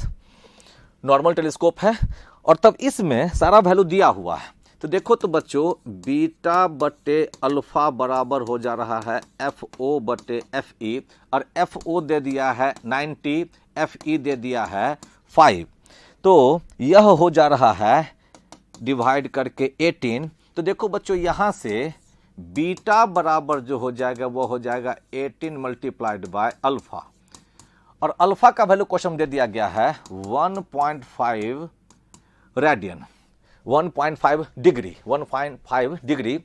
तो इसको जब तुम पुट करते हो तो इसका जो वैल्यू मिलेगा, यह डेसिमल हटा दिया जाए, 10 कर दिया जाए, ये हो जाएगा 2, ये हो जाएगा 3, ये हो जाएगा 9, तो ये हो जाएगा 27 डिग्री। तो सीधी सी बात हो गई कि ऑब्जेक्टिव पर जो angular width of the image बनने जा रहा है वो बनने जा रहा है 27 डिग्री, और यह मिल रहा है आपको ऑप्शन नंबर 2 में। तो क्वेश्चन नंबर 44 का करेक्ट ऑप्शन है option number 2। Next question number 45। If an observer is walking away from the plane mirror with 8 metre पर second, then the velocity of the image with respect to the observer will be। देखो बच्चों plane mirror, तो यह है plane mirror, इस plane mirror के आगे में एक ऑब्जेक्ट है और यह ऑब्जेक्ट उससे अवे चल रहा है 8 मीटर पर सेकेंड से, और मिरर रह रहा है रेस्ट में। तो हम लोग जानते हैं क्या, प्लेन मिरर में बनने वाला जो इमेज होता है उस इमेज का स्पीड वेलोसिटी ऑब्जेक्ट के ही वेलोसिटी के बराबर होता है और अपोजिट डायरेक्शन में होता है, तब जबकि मिरर रहे रेस्ट में। तो अगर ऑब्जेक्ट की वेलोसिटी है 8 तो इमेज की भी वेलोसिटी हो जाएगी 8 मीटर पर सेकंड, लेकिन अपोजिट डायरेक्शन में। ये अगर पूरब की ओर जा रहा है तो इमेज चल रहा होगा पश्चिम की ओर। लेकिन क्वेश्चन क्या है, क्वेश्चन है कि velocity of the image with respect to the observer, यानी कि आपसे पूछा जा रहा है जैसे यह हो गया वेलोसिटी ऑफ इमेज और यह हो गया वेलोसिटी ऑफ ऑब्जेक्ट, जबकि आपसे पूछा जा रहा है velocity of image with respect to object. No problem, relative velocity opposite direction में है तो वाजिब है यह जुट जाएगा और यह हो जाएगा 8 + 8 16 मीटर पर सेकेंड। इसका सही आंसर है 16 मीटर पर सेकेंड, जो कि करेक्ट ऑप्शन है ऑप्शन नंबर 4। तो क्वेश्चन नंबर 45 का करेक्ट ऑप्शन है option number 4। Next question number 46। Question number 46 में है बच्चों, a fish looking up through the water sees the outside world content in a circular horizon. अच्छा, scene कुछ ऐसा है, यह है वाटर सरफेस, यहाँ है यह मछली, ठीक है। बोल दिया गया है क्या, if the refractive index of water is 4/3 and the fish is 5√7 centimetre below the surface. यहाँ से यहाँ तक अगर मैं कहता हूँ कि यह है h, तो इस h का वैल्यू दे दिया है बच्चों 5√7 सेंटीमीटर, ठीक है। और इस वाटर का रिफ्रैक्टिव इंडेक्स म्यू का वैल्यू दे दिया है, वो दे दिया है 4/3, ठीक है। ये फिश है, ये फिश बाहर देख रहा है below the surface. The radius of this circle in centimetre is a fish looking up through the water surface outside the world circular horizon. Yes, देखो तो बच्चों, यह जो फिश ऊपर देखेगा तो यह ऐसे देखा, ऐसे देखा, और इससे जो लाइट रे निकला तो उसके बाद यह लाइट रे इस तरीके से सरफेस पे चला गया होगा, तब यहां पे बन रहा होगा एक सर्कुलर होराइजन, ठीक है। यह है नॉर्मल, ये होगा एंगल ऑफ इंसिडेंस, ये है एंगल ऑफ रिफ्लेक्शन। तो देखो बच्चों, एक बात क्लियर है क्या कि हम लोग यहां पर कह सकें कि यह आई जो होगा वह सी के बराबर होगा, और हम लोग जानते हैं कि साइन सी बराबर हो जाता है 1/म्यू, साइन सी बराबर हो जाता है 1/म्यू। म्यू दे दिया है 4/3, तो ये हो जाएगा 3/4। तो सी का वैल्यू हम लोग को दिख रहा है कि यह हो जाएगा साइन इनवर्स 3/4, ठीक है बच्चों। ये मिल गया साइन सी का वैल्यू कि 3/4 है।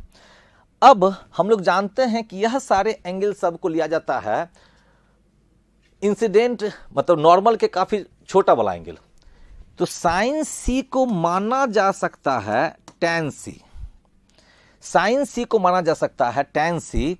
और देखो बच्चों, जब टैन सी इसको बोलोगे तो यह अगर सी है तो ये भी सी होगा, और टैन सी हो जाएगा तो ये हो जाएगा इस सर्किल का रेडियस, ये हो जाएगा हाइट, तो ये हो जाएगा बच्चों r/h। और टैन सी को इक्विवेलेंटली लिया जा सकता है, जैसे कि ये 3/4 है, तो यहां से अगर टैन सी हम लोग निकाल लेते हैं तो टैन सी ये हो जाएगा परपेंडिकुलर, ये हो जाएगा बेस, तो ये हो जाएगा टैन सी का value perpendicular divided by hypotenuse, और हाइपोटेनस का वैल्यू मिलने जा रहा है √7। तो देखो तो बच्चों, r/h बराबर इतना है, तो r नहीं पता, h का वैल्यू दिया हुआ था 5√7 सेंटीमीटर, और इक्वल टू मिल रहा है 3/√7। इधर से √7, इधर से √7 कट जा रहा है, तो r का वैल्यू मिल जा रहा है 5×3 यानी कि 15 सेंटीमीटर। तो वह जो मछली नीचे से ऊपर दिख रही थी और जो सर्कुलर होराइजन बन रहा था, उसका रेडियस का वैल्यू मिल जा रहा है हम लोगों को 15 सेंटीमीटर, और यह है बच्चों ऑप्शन नंबर 1 में। तो 46 का करेक्ट ऑप्शन है option number 1। Next question number 47 में बच्चों, to coherent monochromatic light beams of intensities I and 9I are superposed. The maximum and minimum possible intensities in the resulting beam are. Simple सा question है बच्चों। हम लोग जानते हैं क्या कि इंटरफेरेंस में I मैक्स बराबर हो जाता है I1 + I2 + 2√I1 I2। तो I1 के जगह पर क्वेश्चन में दे दिया गया है I, और I2 के जगह पर दे दिया है क्वेश्चन में 9I। तो इसको अगर पुट कर देंगे इसमें तो मिलेगा I मैक्स, तो मिलेगा I मैक्स, जिसका वैल्यू मिल जाएगा पुट करने के बाद 16I। फिर I मिनिमम का जो वैल्यू होगा वह होता है I1 + I2 - 2√I1 I2। और फिर I1 के जगह पर I2 के जगह पर 9I जब पुट करोगे तो इसका वैल्यू मिल जाता है I मिनिमम का 4I। तो I मैक्सिमम है 16I और I मिनिमम है 4I। तो 16I और 4I, और 16I और 4I जो मिल रहा है बच्चों वो मिल रहा है ऑप्शन नंबर 3 में, तो इसका करेक्ट ऑप्शन है option number 3। Next question number 48। Question number 48 में है बच्चों, in Young's double slit experiment the intensity on the screen at a point where path difference is lambda is k. What will be the intensity at the point where path difference is λ/3? देखो बच्चों, YDSC का question है, Young's double slit experiment का question है, और बोला जा रहा है क्या कि किसी पॉइंट पर फेज डिफरेंस के हिसाब से क्या होगी उसकी इंटेंसिटी। तो हम लोग पढ़े हुए हैं, तुम पढ़े हुए होगे कि स्क्रीन पे किसी भी पॉइंट पे इंटेंसिटी मिलती है उसका वैल्यू होता है 4I0 cos² 5/2। जहां फाई कहलाता है फेज डिफरेंस, ये कहलाता है फेज डिफरेंस, ठीक है। अब क्वेश्चन बोल दिया गया है क्या, Young's double slit experiment, the intensity on the screen at the point where path difference is lambda is K. तो देखो तो बच्चों, लैम्डा अगर है पाथ डिफरेंस तो फेज डिफरेंस हो जाएगा लैम्डा मल्टीप्लाइड बाय 2 पाई बटे लैम्डा। तो यह लैम्डा ये लैम्डा कट जाएगा तो ये हो जाएगा क्या 2 पाई। तो इस सिचुएशन में आई पी का जो वैल्यू मिलेगा वह होगा क्या 4I0, और इस फाई के जगह पुट करना पड़ेगा 2 पाई, 2 पाई डिवाइडेड बाय 2 तो हो जाएगा पाई, कॉस पाई हो जाता है -1, तो -1 का स्क्वायर हो जाएगा +1। तो आई पी का वैल्यू मिल जा रहा है क्या 4I0। इसको क्वेश्चन बोल दिया गया किसको, तुम मान लो के, ओके, इसको मैं मान लिया के। अब बोला जा रहा है क्वेश्चन में क्या बच्चों, कि जब पाथ डिफरेंस का वैल्यू हो जा रहा है λ/3 तो उस वक्त इंटेंसिटी का वैल्यू क्या होगा। तो नो प्रॉब्लम, अगर λ/3 है तो उसके लिए फेज डिफरेंस हम लोग निकाल लेते हैं। तो ये हो जाएगा λ/3 मल्टीप्लाइड बाय 2 पाई बटे लैम्डा, लैम्डा लैम्डा कट गया तो ये हो जा रहा है 2 पाई/3, है क्लियर। 2 पाई/3 का मतलब हो जाएगा क्या 120। तो फेज डिफरेंस का वैल्यू मिल जा रहा है 120। तो इस जगह पर जो इंटेंसिटी ऑफ लाइट मिलेगी तो वह हो जाएगा 4I0 multiplied by cos square 120 divided by 2। तो ये हो जा रहा है 4I0, और 120 डिवाइडेड बाय 2 हो जाएगा बच्चों 60, तो कॉस 60 हो जाता है 1/2, तो उसका स्क्वायर हो जाएगा 1/4। तो यह हो जा रहा है 4I0 डिवाइडेड बाय 4, और 4I0 को क्वेश्चन बोल दिया गया है के, तो बच्चों ये हो जाएगा क्या k/4, यानी उस जगह पर इंटेंसिटी ऑफ लाइट जो मिलने जा रहा है k/4, और यह है ऑप्शन नंबर 2 में। तो 48 का करेक्ट ऑप्शन है option number 2। Next question number 49। Question number 49 में बच्चों, a single slit of width 0.3 millimeter is illuminated with light of wavelength 400 nanometer. The observing screen is placed 120 centimeter from the slit. The width of the central bright fringe will be. देखो बच्चों, यह single slit पर का diffraction का question है, single slit पर के diffraction का क्वेश्चन है।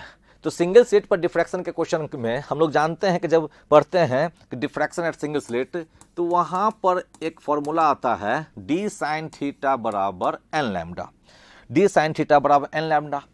अब अगर सेंट्रल ब्राइट की बात की जा रही है, सेंट्रल ब्राइट की अगर बात की जा रही है तो उसके लिए n का वैल्यू पुट होगा 1। तो क्लियर है क्या कि d sin थीटा का वैल्यू हम लोग लिखेंगे क्या लैम्डा, इसको मैं कह दिया इक्वेशन 1। अब देखो बच्चों, तुमको शायद यह भी पता होगा कि जब सिंगल स्लिट पर डिफ्रैक्शन की पढ़ाई लिखा करते हैं तो साइन थीटा का वैल्यू अप्रोक्सीमेटली हम लोग ले लेते हैं tan थीटा। तो यह हो गया d tan theta is equal to lambda. फिर tan थीटा का जो वैल्यू वहां निकलता था तो वह निकलता है y divided by capital D, और तब मिल रहा है यहां से इक्वल टू लैम्डा। तब देखो तो यहां से अगर हम लोग y खोज लेते हैं तो y बराबर मिल जाएगा क्या d लैम्डा बटे d, ठीक है। लेकिन पूछा क्या जा रहा है, तो पूछा जा रहा है कि width of the central bright बताओ। तो देखो तो बच्चों, यह है सेंट्रल ब्राइट के पेरीफेरी का अपर पॉइंट का डिस्टेंस सेंटर से। हम लोग को तो पूरा सेंट्रल ब्राइट का विड्थ चाहिए, विड्थ ऑफ सेंट्रल ब्राइट चाहिए। तो विड्थ ऑफ सेंट्रल ब्राइट जो है वह और कुछ नहीं बल्कि हो जाएगा 2y के बराबर, और 2y के बराबर तो इसका मतलब हो जाएगा 2d लैम्डा बटे d के बराबर। सारा वैल्यू क्वेश्चन में दिया हुआ है, 2 कैपिटल D का वैल्यू दिया हुआ है 120 सेंटीमीटर, तो 120 इंटू 10⁻²। लैम्डा का वैल्यू दे दिया है 400 नैनोमीटर, तो 400 इंटू 10⁻⁹, और स्मॉल d का वैल्यू दे दिया है 0.3 मिलीमीटर, तो 0.3 इंटू 10⁻⁻3। ये हो जाएगा width of the central bright, width of the central bright. अब जब इसको सॉल्व करते हो बच्चों, जब इसको सॉल्व करते हो तो कैंसिलेशन सब के बाद यह मिल जाता है 3.2 इंटू 10⁻⁻3, जो कि मिल जाएगा 3.2 मिलीमीटर। तो देखो बच्चों, सेंट्रल ब्राइट का विड्थ का वैल्यू मिल जा रहा है 3.2 मिलीमीटर, जो कि है ऑप्शन नंबर 4 में। तो क्वेश्चन नंबर 49 का करेक्ट ऑप्शन है option number 4। Next question number 50, question number 50 में है बच्चों, the central maximum of interference pattern produced by light of wavelength 4000 angstrom is shifted to the position of 8 bright fringe by introducing a thin film of refractive index 1.8. The thickness of the film is, YDSC का situation है, YDSC के situation में एक slab डाल दिया गया किसी भी स्लिट के सामने में, तो हम लोग जानते हैं क्या कि फ्रिंजेस शिफ्ट करते थे, शिफ्टिंग का वैल्यू पता करते थे हम लोग उसमें, और उसी में हम लोग यह भी जानते हैं क्या कि नंबर ऑफ फ्रिंजेस जो शिफ्ट हो जाता था, number of fringes shifted is n जो होता था, तो इसका वैल्यू होता है बच्चों mu minus 1 into t whole divided by lambda. ये होता है, एन हो गया number of fringes shifted, mu हो गया उस स्लैब का रिफ्रैक्टिव इंडेक्स, टी हो गया उस स्लैब का थिकनेस, और लैम्डा हो गया wavelength of the light used. तो देखो तो बच्चों तुमसे क्वेश्चन थिकनेस पूछ रहा है, तो थिकनेस ऑफ द फिल्म जो टी होगा तो ये हो जाएगा n lambda divided by mu minus 1। मैं वैल्यू पुट करता हूं, एन का वैल्यू जो है वो दे दिया है 8, तो एन का वैल्यू दे दिया है 8, लैम्डा का वैल्यू दे दिया है 4000, तो 4000 into 10 to the power minus 10 divided by mu का वैल्यू जो है वह दे दिया है 1.8, तो ये हो जाएगा क्या 1.8 माइनस 1। तो बच्चों 8 multiplied by 4000 multiplied by 10 to the power minus 10, ये हो जा रहा है 0.8, यह हो जा रहा है 0.8। अब इसको जब सॉल्व हम लोग करते हैं, अब जब इसको हम लोग सॉल्व करते हैं तो यहाँ भी आ जाएगा 10 टू दी पावर माइनस, ठीक है बच्चों। तो इसको जब हम लोग सॉल्व करते हैं तो इसका वैल्यू जो है वह मिल जाता है 4 into 10 to the power minus 6 metre, जिसको हम लोग कह सकेंगे कि यह है 4 माइक्रोमीटर, यानी उस थिन फिल्म का थिकनेस जो है वह है 4 माइक्रोमीटर, जो कि दिख रहा है बच्चों ऑप्शन नंबर 1 में। तो क्वेश्चन नंबर 50 का करेक्ट ऑप्शन है ऑप्शन नंबर 1। तो बच्चों आज के इस क्वेश्चन के सॉल्यूशन का टोटल क्वेश्चन हो गया। अब मैं इसको यहीं रोकता हूं। Thank you.